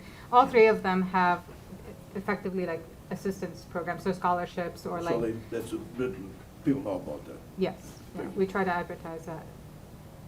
So what does everyone think? So I think, like you said, Naya, they're all really important programs, but they're all very different to me in terms of like the rank of their importance. So, I mean, we talked about extended day a lot last year. That is, I think for some families is like almost vital, right? You know, they need someplace affordable for their children to go. So I think that's a very different conversation than building use. That's not gonna have the same impact on families and students. So I don't really know how we can kind of parse that out. The thing I'll say with extended day too is it seems to me, obviously it's really important that we have the specialists and the nurses there. And it also makes sense to me that maybe some of the costs for that should come out of the operating budget and shouldn't be necessarily absorbed by the families that are utilizing extended day. Okay. Carol, you look perplexed. Yeah, I think I disagree. I know it's tough, and I know there's, first of all, the programs we provide, even if they're self-sustaining, are far less expensive than what the programs that are out there. So,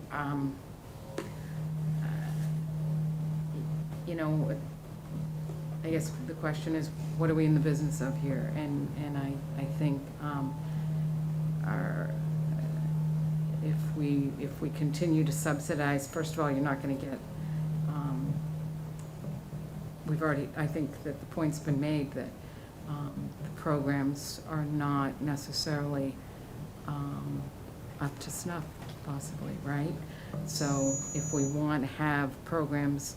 It's a difficult balance because you want it to be affordable, but you also want it to be a worthwhile program, right? So I think they should be self-sustaining programs. When we talked about extended day before, didn't we vote on like an incremental increase each year? Isn't it still going to continue to go up a certain percentage? Yeah. I think we just did it for 1 year. Oh, okay. I think we talked about a 3-year Okay. step up, and Yeah. then there was a little bit of concern that that might be too quick of a ramp up. Yeah. So we said, let's authorize 1 year. Okay, so we're just talking about And then 1 revisit, and then year. COVID Yep. hit. Okay. And I think also to Charlie's, sorry, I didn't mean to interrupt, but to Charlie's point, I mean, there are, of course, we have families who you know, it's difficult, but we have programs in place, if you will, to adjust for that, so. I think I would be, so I think extended day, out of all of these, for me, is probably the one that is the most controversial, if you will. Yeah. Right, because food service, I think, should be self-sustaining, building use should, and I think the Prodigy program and summer enrichment should also be self-sustaining with the scholarships in mind. Extended day, I think I'd like to understand how far off are we, right? Like, are we talking, we're so far behind that it's gonna take a huge jump to get to self-sustaining? Is it a little jump? I think I'd like to understand the numbers a little bit more around that one. I don't know, what do you guys think? Yeah, That makes for the sense. record, the last time you said, the 14% increase was gonna get us to break even, Yes. right? Am I correct? I mean, Yeah. And It has, I think there are a couple issues here. So I mean, it had like a very thin margin. It was intended to break even. Yeah. What I think we're also trying to bring to your attention, though, is that we're feeling some pressures in terms of not being able to staff the program adequately. And so I think that, you know, is related to this issue. And we're just having trouble with hiring Yeah, fair enough. and keeping people. And so we need to take a look at that. And we want to have this conversation now because sometimes we end up discussing it in the spring, but we think it's important to discuss it before the budget season, right? Because, I mean, in the budget, choices have to be made, and so if we make a choice in one direction, then we've got to take that into consideration, when developing the budget. So, I think this question of whether or not it should be self-sustaining is important, and then also, if Lemma were to come back with a proposal, I think we're interested, would you be, open to like a multi-year kind of proposal? I think definitely. I don't think we should, if we decide we need all these to be self-sustaining, it would have to be a multi-year, right? I imagine we couldn't do it all in 1 year. Right. I think that would be. Well, I think what I mean is, as opposed to our coming back every year and having the discussion, right? Do we want to sort of have one discussion and look at something over time, is what we're. I don't know. I'm inclined to do the multi-year proposal. What do you guys think? Well, yes and no. We were at break even, and I understand the labor market's changed. What I don't want to do is go out and say we're increasing it 14% at 14%, and not have any data on that. So if so what I mean by that, if the building use were, I'm making this up, our margins are negative 60. Yes, we should have a multi-year approach. We're going to get to break even over 5 years. But if extended day is, oh well, the labor market's gone up, so it's going to be a 10% increase next year. Well, we shouldn't try to predict the labor market in 5 years, is I guess my, you know what I'm saying? So if we're already at a gap, let's get to the gap, but let's not try to get ahead of the gap, I guess is my, at least my view. And wasn't there a survey last year about extended day and like what was most important to families? Was it cost? Was it, programming? Could we maybe review that data again? Yep. And I do want to raise another issue that I'm a little surprised at. So, in your report, you said the two accounts that actually that accounts for a lot of the increased deficit we're not actually talking about, which is the preschool and busing.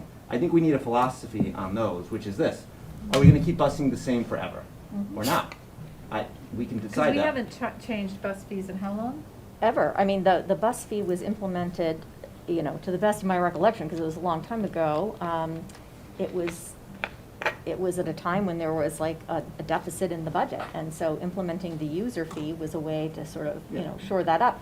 And I think it's been the same fee for as near as I can. I'm not saying we should or shouldn't. I'm Yeah. not saying, I'm just saying the fact that those two are driving the account, a lot of this increased expenses, and we're not even talking about those. We should just have a philosophy on that. Is our philosophy, at some point we want to get rid of all the bus fees, or do we want to do it with inflation? I don't care one way or another. We should have that discussion, but I just don't think we should just talk about these without talking about the other fees. Yeah, that's as been, well. well, there've been a number. Go ahead. I want to just clarify one thing about that.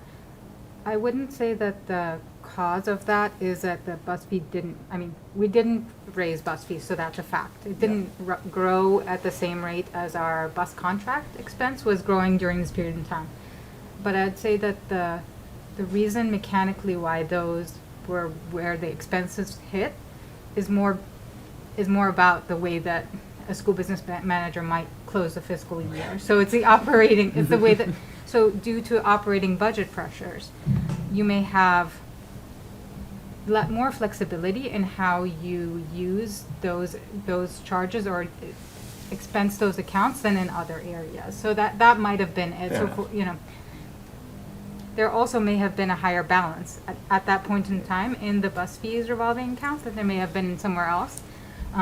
So either of those could have explained it. I'm not sure it's a meaningful, But one way or another, I would say if we spend $65,000 a bus now, or $70,000, I bet if you look at the numbers 15 years ago, it was less than that, significantly. Yes. So that's I'm not saying we should raise bus fees. Maybe we should go to zero. I'm just saying we need to have that conversation about, I think, in my view, other fees as well. So we should be evaluating it. Yeah. It's time to reevaluate.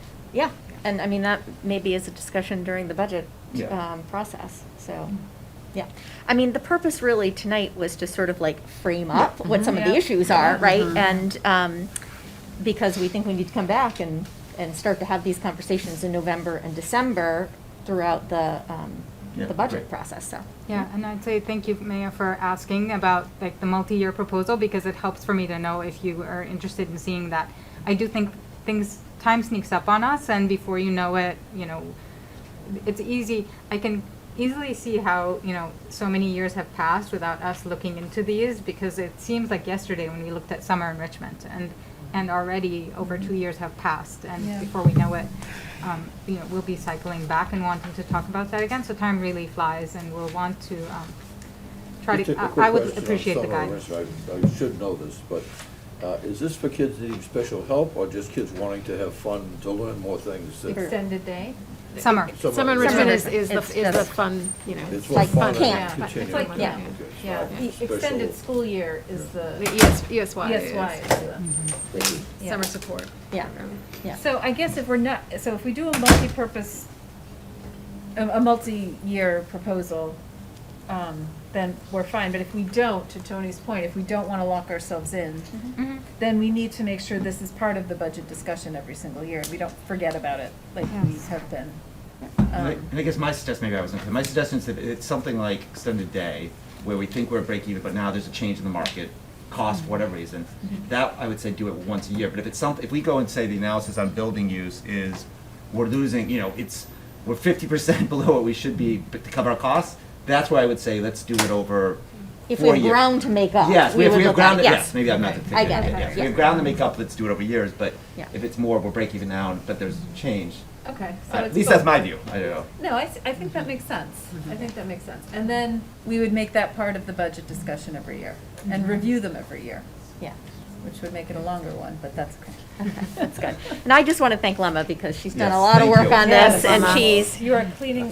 doing her job, sort Yes. of taking a look at the big picture and trying to bring issues to our attention in a timely way, so. appreciate it, I appreciate that. Yeah. All right, anything else on this? Do you have what you need? I think that's helpful, yeah, absolutely, so I'll come back with more information Okay. on the budget model and extended day, as well as some of the proposals and Okay. more specifics. Perfect, great.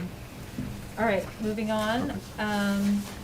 Review of summer ESY, extended school year and intervention programming. Can I make a suggestion? Table it? Well, my suggestion is, so this is something we had tabled last month, and we took a look at it, and we think the slides, speak for themselves. So, Okay.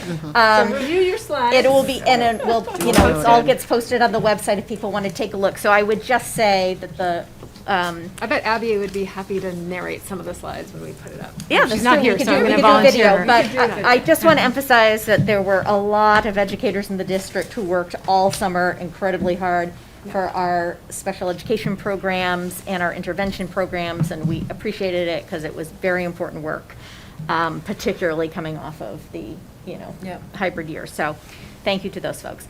But I think that we can probably just leave it Okay. there. if All right. You're that's okay with great. that? Everyone okay with that? Mhm. Good, great. Okay, good. Okay. Moving on to 2021 MCAS results overview. Allison. Okay. I'm going to pull them up. Slides here. Sorry. Right, I have to say, this is always an exciting presentation for me.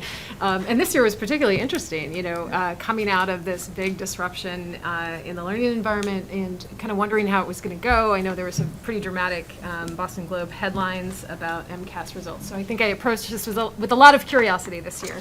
So we can go ahead to our first slide.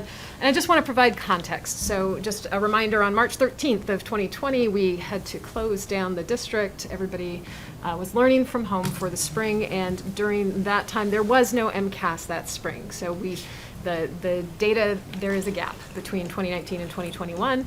And then when the test came back in 2021, there were some pretty significant changes in the format. It was a shorter test, which meant only one session in grades 3 to 8 in English and in mathematics and in science.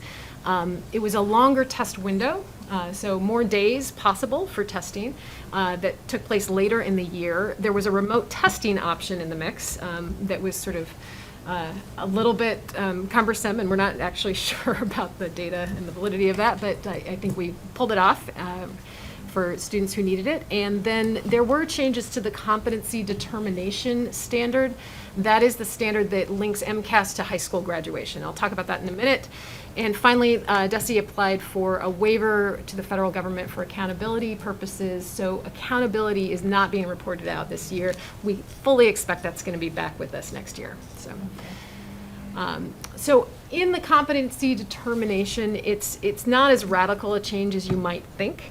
So this is under the law. in the state of Massachusetts. There are things you must do as a high school student to earn a diploma.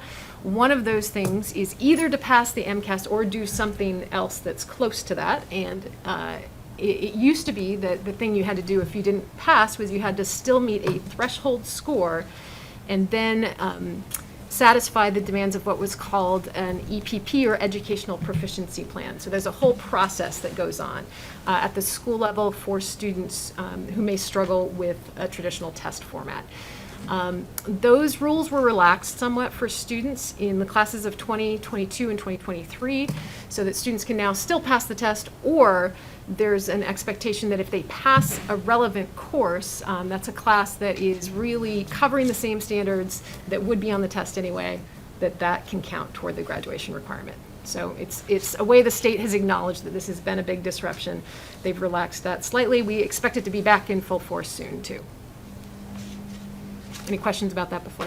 I'm going to keep us moving here. So where we are in data review this year.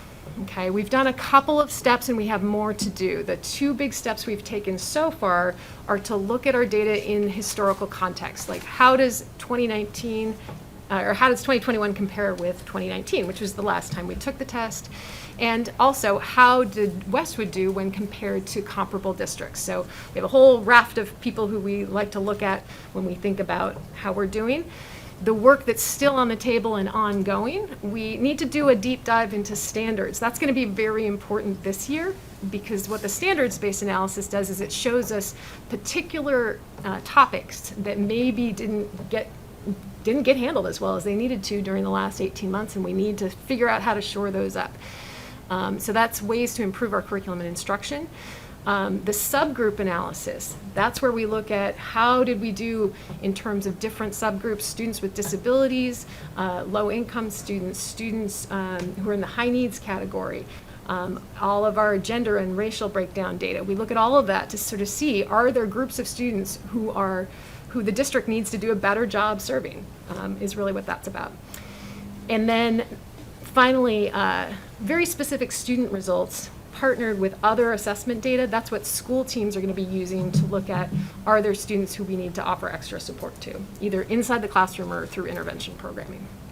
And those are individual student results? Individual students, right.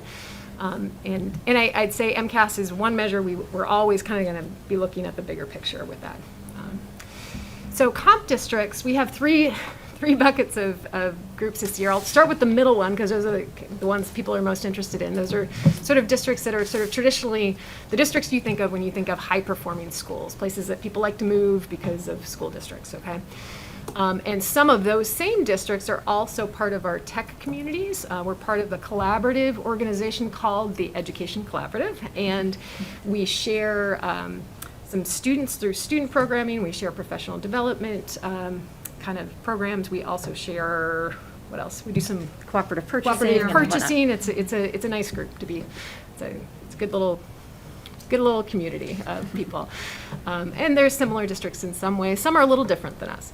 And then there's this DART category. The Department of Ed does its own analysis about comparability, and they look at enrollment, they look at school structure, and they look at something that they kind of mysteriously call special populations, and they never really define, but they have some kind of tool for helping us determine what are districts that are probably most like Westwood in some key ways when we're going to compare test scores. That list changes over time as the demographics, we assume, in these districts change. So, for example, 2019, Wayland popped up on our DART list. They weren't there before, although we use them as a comp district anyway. Neshoba dropped off, so just a anecdotal thing.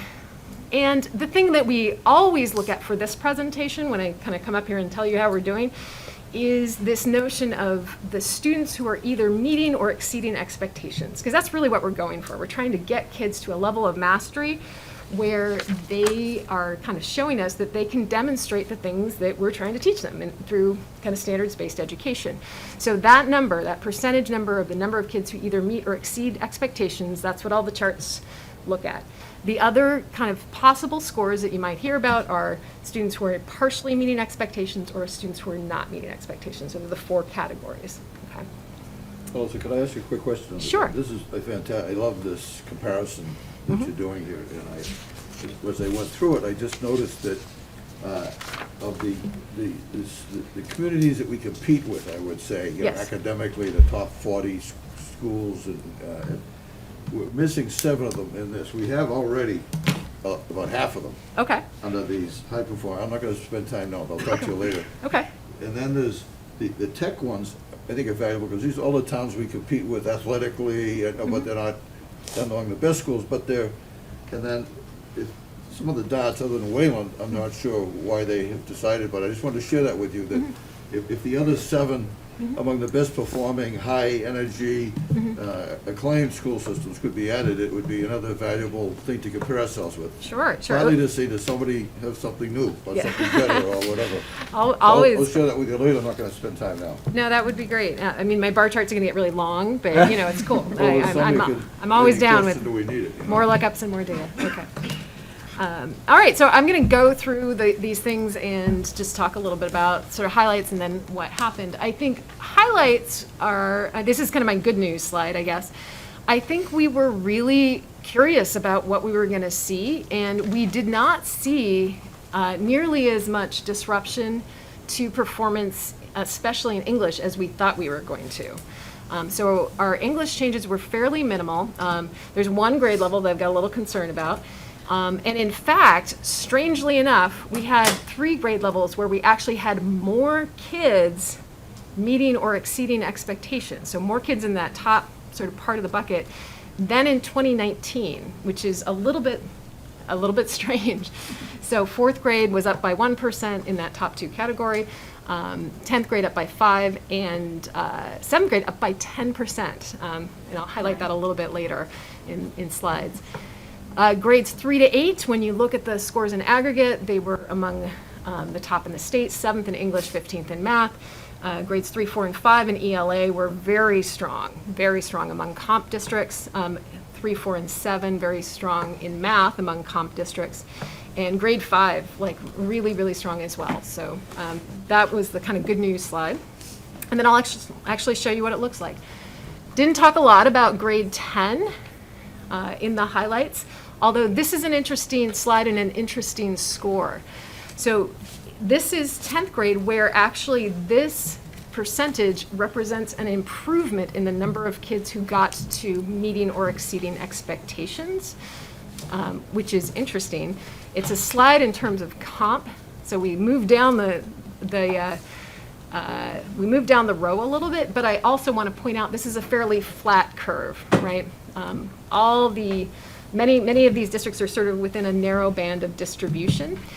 With the high school scores, the things we're really going to be focused on are, number one, are there gaps in terms of overall standards? Are there things that we need to brush up on curriculum about? But number two, are there particular skills that we want to really make sure kids are getting so that they're really prepared for college and beyond, okay? So math, again, not a huge, you're going to see the charts look a little different at the lower grade levels. So a lot of places are hovering right around the same area, but this is more of a fall off for us from 2019, and that was true in math across the board, across the state. So there was more impact in math scores than there was in English scores, not just here, but almost everywhere, and we saw that consistently.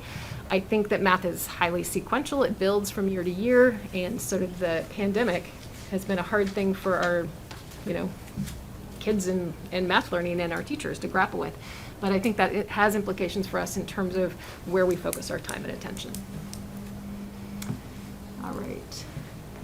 Grade 8, very little change from 2019. This is down by a total of 2% over the pandemic years, and actually I think moved up in terms of comp data. So it's an interesting one. Grade 8 math is one of a few areas that I want to put a lot of focus on when we sort of dive into the standard space, because this was a bigger drop. Even though it's sort of right in the middle of comp districts, the fall off between grade 8 from 2019 to 2021 was one of the larger ones that we saw. So that's one grade level we're going to pay close attention to. Okay. And 8th grade science. This is a place where we saw between 2018 and 2019 a little bit of a jump up, and they slid back down slightly. Not, this is about 7%, I think, fall off. So enough to pay attention to, but again, we're right in the middle of the pack here. Grade 7 English, this is this sort of heartwarming story. So this is actually an improvement from 2019 by 9%. So we had more students actually meet or exceed expectations post-pandemic or kind of mid-pandemic than before. And I put a slide in here to show you that. So if you go to the next slide, this was fewer comp districts that we looked at, but this was the last year of testing. So that was meets and exceeds expectations in 7th grade in 2019 was at 61%. At 2021, we're up to 70%. So it's an interesting phenomenon. Okay. And just to prove the point that like bar charts don't tell you everything, this is another interesting thing. I think the grade 7 math scores look pretty strong when compared to comp districts, but that's actually representing a fairly decent fall off from 2019 to 2021. So what that tells us is that's something that was kind of global. So lots of districts experience that fall off. Doesn't mean we won't look at it. And I think middle school math is a particular area of focus just because it's when kids are grappling with sort of abstract ideas in algebra that they're going to need over the arc of high school. So we'll be doing some real work and thinking about how do we help them. All right, grade 6. Grade 6 English here, again, the comp data doesn't look this bad, but this is actually, this is my biggest English concern is in grade 6, because even though it looks pretty good compared to other districts, this represents, again, a little more of a fall off than we saw in other grade levels. The 6th grade kids who took this test, I want to point out, are kids who were 5th graders in 2020, stayed home during the spring, and then transitioned to the middle school during the kind of opening of school in this new hybrid model. And I think they're going to want to need some special attention from us. It's a big transition to weather in a normal year. So we're going to pay close attention to that. And that's the math. Okay, and this was the biggest drop that we saw overall and the most concerning one. So out of everything that I saw, this is the one where we're really going to be paying very close attention, because this was not only a drop in terms of comps, but a drop in terms of the overall score. Okay. All right. This is probably the feel-good portion of the thing. This is elementary, so grade 5. There you go. That's grade 5 English. And you can just kind of roll through most of them. Grade 5 math and grade 5 science. So comp-wise, very strong performance across all 3 content areas in grade 5. And again, out of those, the one that's the most concerning is math. In grade 4, English. Grade 4 math.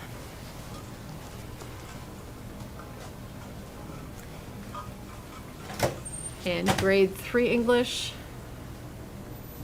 And then grade 3 math.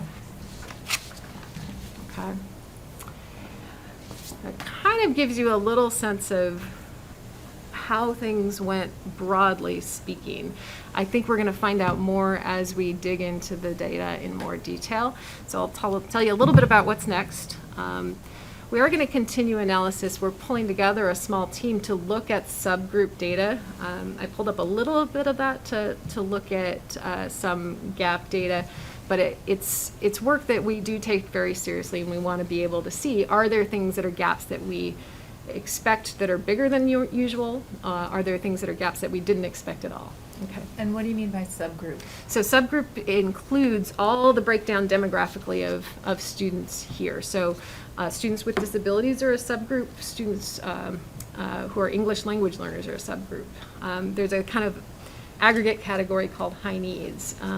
There are economically disadvantaged students categorized by gender and race, and they're all pretty interesting to look at over time. And do you think we'll be able to compare that with other towns too? Yes, Yes. I took a quick look at the aggregate 3 to 8 data, and I just looked at 4 towns, so Medfield, Needham, Wayland, they're all kind of close by. What was the other one? Medfield, Needham, hold on, I have it here. Needham, Wayland, and Westwood. So that was just it, three towns around us.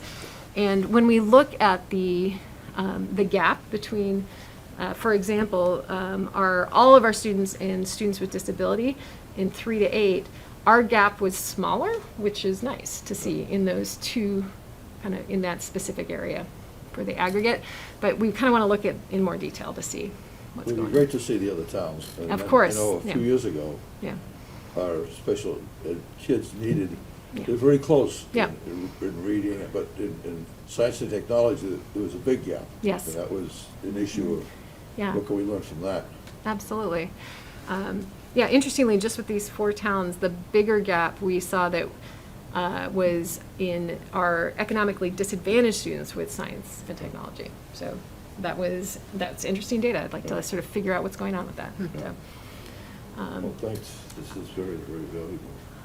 again, I mentioned the standards-based review and sort of the dive in deep at the school level to sort of figure out what students need. And I mentioned this before, but we just launched the sort of Renaissance Star Assessment, and we're actually using that in kindergarten through grade 8 this year as another sort of way to monitor how students are doing and be able to respond.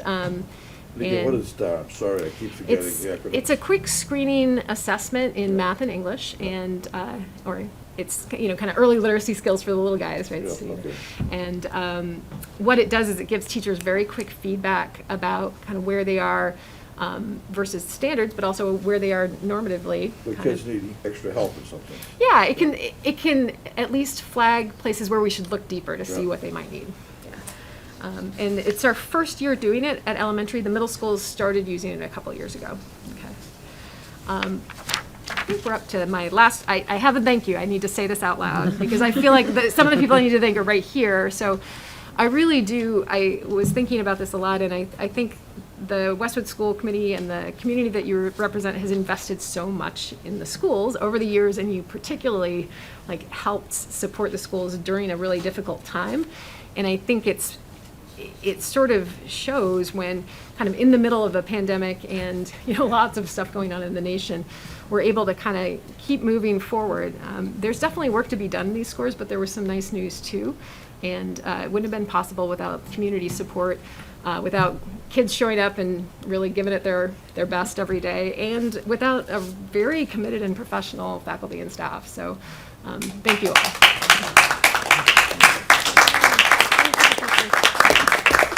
That might be the one and only time anybody's ever clapped for an MCAS presentation. You all are invited back next year. Please come back. Okay, so thoughts? I'd just like to briefly say something that came out at the meeting the other night and today.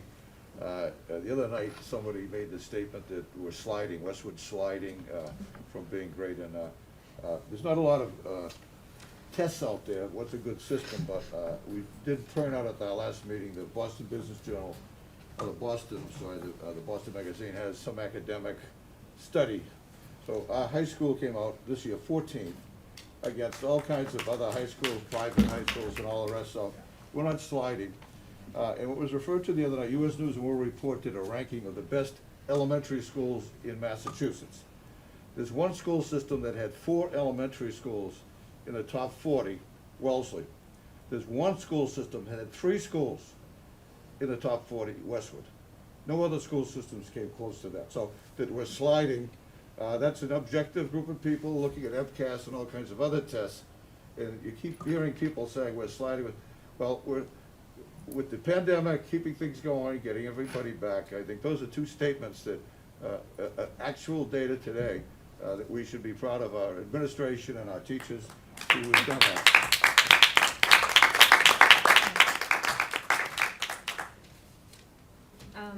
I will say that this is a great presentation. Thank you, Allison. I feel like it really synthesized all of the information very cohesively. I think there's a lot of great news in here. I am concerned about math. I am too, yeah. And I think we need to think long and hard about how we can get the numbers out of the 50s and 60s, because that is very concerning to Agreed. me. Well, I will say, one of the things I meant to say and did not say, so our math review is next up. The focus of the math review is going to be primarily at the secondary level, so grades 6 to 12. Okay. The last time, a lot of the recommendations that came out of the review were really focused on elementary, and I think we've seen some good kind of growth and gains at the elementary level. I think secondary is where it's at this time around, so we'll be starting that in the spring once we wrap up social studies. That'll be a piece of it, but in the meantime, we've got like good people who are working hard, so. Okay. I think one problem, MCAS does not test 5th grade stock market people. bad. They're already Winning. making millions of dollars in mathematics, they just don't understand that yet. So, I mean, you know what I always say every year, so, but I won't repeat myself. I know we're early in our changes at the middle school, so Yep. I think we've been very supportive Yep. of, I mean, look, I mean, the elementary schools are remarkable. Yep. I mean, I don't think we need to talk about those. I mean, first in the EOA and all the peer districts with 3 through 4, 5th. And I know we're early in our changes at the middle school, so I understand Mike's making a lot of changes, schedule, teaming, interventions. I guess my question is just more, so I'm not gonna beat up on you too much for the middle school this year, but my question is actually more practical, is, you know, we made some decisions in the budget, some interventions and things in elementary versus Thurston versus the high school, and and you may not be able to adjust them now, but to the extent that you kind of get this data, is there any thought to saying, oh, you know what, math maybe a little more Thurston, is there things you can do kind of real time, I want real time, within the context of this year, and in the context of maybe some favorable budget news? Yeah. So I said I was at the middle school today, and Yeah. Mr. Redmond and I were Okay. talking about that. We were walking around and talking about Great. the wind block and how it's going. I mean, it's early on. Yeah. But, you know, as you point out, the budget cycle comes early, and so Yeah. we do want to Yeah, okay. be thinking about that. Could I mention one other thing too? I think Mike reached out to advocate early on. We've got this intervention block, and along the Renaissance program, kind of Renaissance learning that runs the STAR assessment, has a component program that's like a math practice program that's integrated. So it sort of targets specific skills that may show up on a student's screener. He came to me saying, can we buy this thing even though we didn't budget for it? I talked to Lemma, she said this is a perfect use of ESSER funding, so we are really looking to find ways to channel resources toward the places we think they're most needed. Yeah. It has a terrible name. It's called Freckle. It's But Freckle. You don't know a lot about it. I don't know who Freckle is or Yeah. what, it's probably like a little, character, yeah. Thank you so much for going through this. It was really enlightening, and it was the first time I got to hear one of these presentations. So that brings up my next question. In terms of the math scores, is that like an anomaly this year, or were things kind of like, have they been trending down in previous years, or? I can pull that information together for you. I know Yeah. that was a concern that was expressed in public, and we can look at that. Yeah. I think you would want to look at two things. First of all, the math assessment at the high school changed. Both the math and the English assessments changed from what was called a legacy MCAS to a new MCAS that holds a higher standard. So across the entire state, we saw some deflations. So we would want to make sure that any of that data that we see that's changing is also set in the context of what's happened to the test, how it's changed, and honestly trying to get more rigorous over time. But yeah, I'm happy to pull that together and bring that back to you just so It's you just have so, more it's so data. interesting to me that 5th grade performed so well, and then 6th grade didn't, and like what's the big difference? I mean, obviously the transition going to a new school, but to see that drop off, it would just be. Yeah, we are going to look pretty carefully at that data too. I think I know at the elementary school, the elementary math team was fairly strategic about curriculum planning, so that they made some decisions about what to focus on, and if we had to leave anything on the cutting room floor, what that was going to be. Those decisions have played out in the test cycle, so we want to look at that, because in some ways it's good news if it's stuff that we predicted, because we tried to really lean into the things that you can't get back if you let them go. So like core numeracy standards, whereas things like measurement and geometry that you can kind of get to anytime and they get reinforced through science, those are things that were lower priorities. So I think there's some stuff we're going to look at through the standards to see. Okay. But it's fair to say that's not a new phenomenon, at least the 6 years I've been on the committee, the 5th to 6th grade Oh, really? No. No, Yeah, but sounds it's interesting to look at though, because we had made some progress and Okay. this year we did Yeah. feel like, oh, Yeah. that's unfortunate that, Yeah, you know, okay. Right. so, but we do wanna look at that. Yeah, and it's interesting, I think traditionally, it was seventh grade that we were particularly worried about for a while, and then that kind of rebounded. So I think that for me is a sign that when we kind of can focus on an area, we're gonna make some. There's some headway. smart kids from that 7th grade. Very smart kids. Some you know, maybe. Thanks, Allison. No problem. Okay. Finally, in discussion, we have the second reading of the updated policy on concussion management. Are we voting on that, or do we have to do a third reading? I Look at believe you can John. waive the third reading, right? You can waive third reading. Okay. Can I get a motion, unless someone wants to? So moved. Okay. All right, all in favor of waiving the third reading? Aye. Okay, so now we don't vote on it. Do we vote on it? Yes, now you can. Now we can vote on it. Okay. So, we've had the second reading in front of us. Does anyone have any comments on it? All right, can I get a motion to approve it? So moved. Second. All in favor? Aye. Any opposed? Nope, motion is carried. Okay. No applause for that one. Nobody applauded that one. All right, moving on to action items. The only item we have is the approval of the September 9th, 2021 meeting minutes. Can I get a motion to approve? So moved. Any discussion? All in favor? Aye. Any opposed? Motion's carried. Okay, is there any new business? Hearing none, I will move to adjournment. Can I get a motion? So moved. All in favor? Aye. All right, we are adjourned. Thank you. Thank you.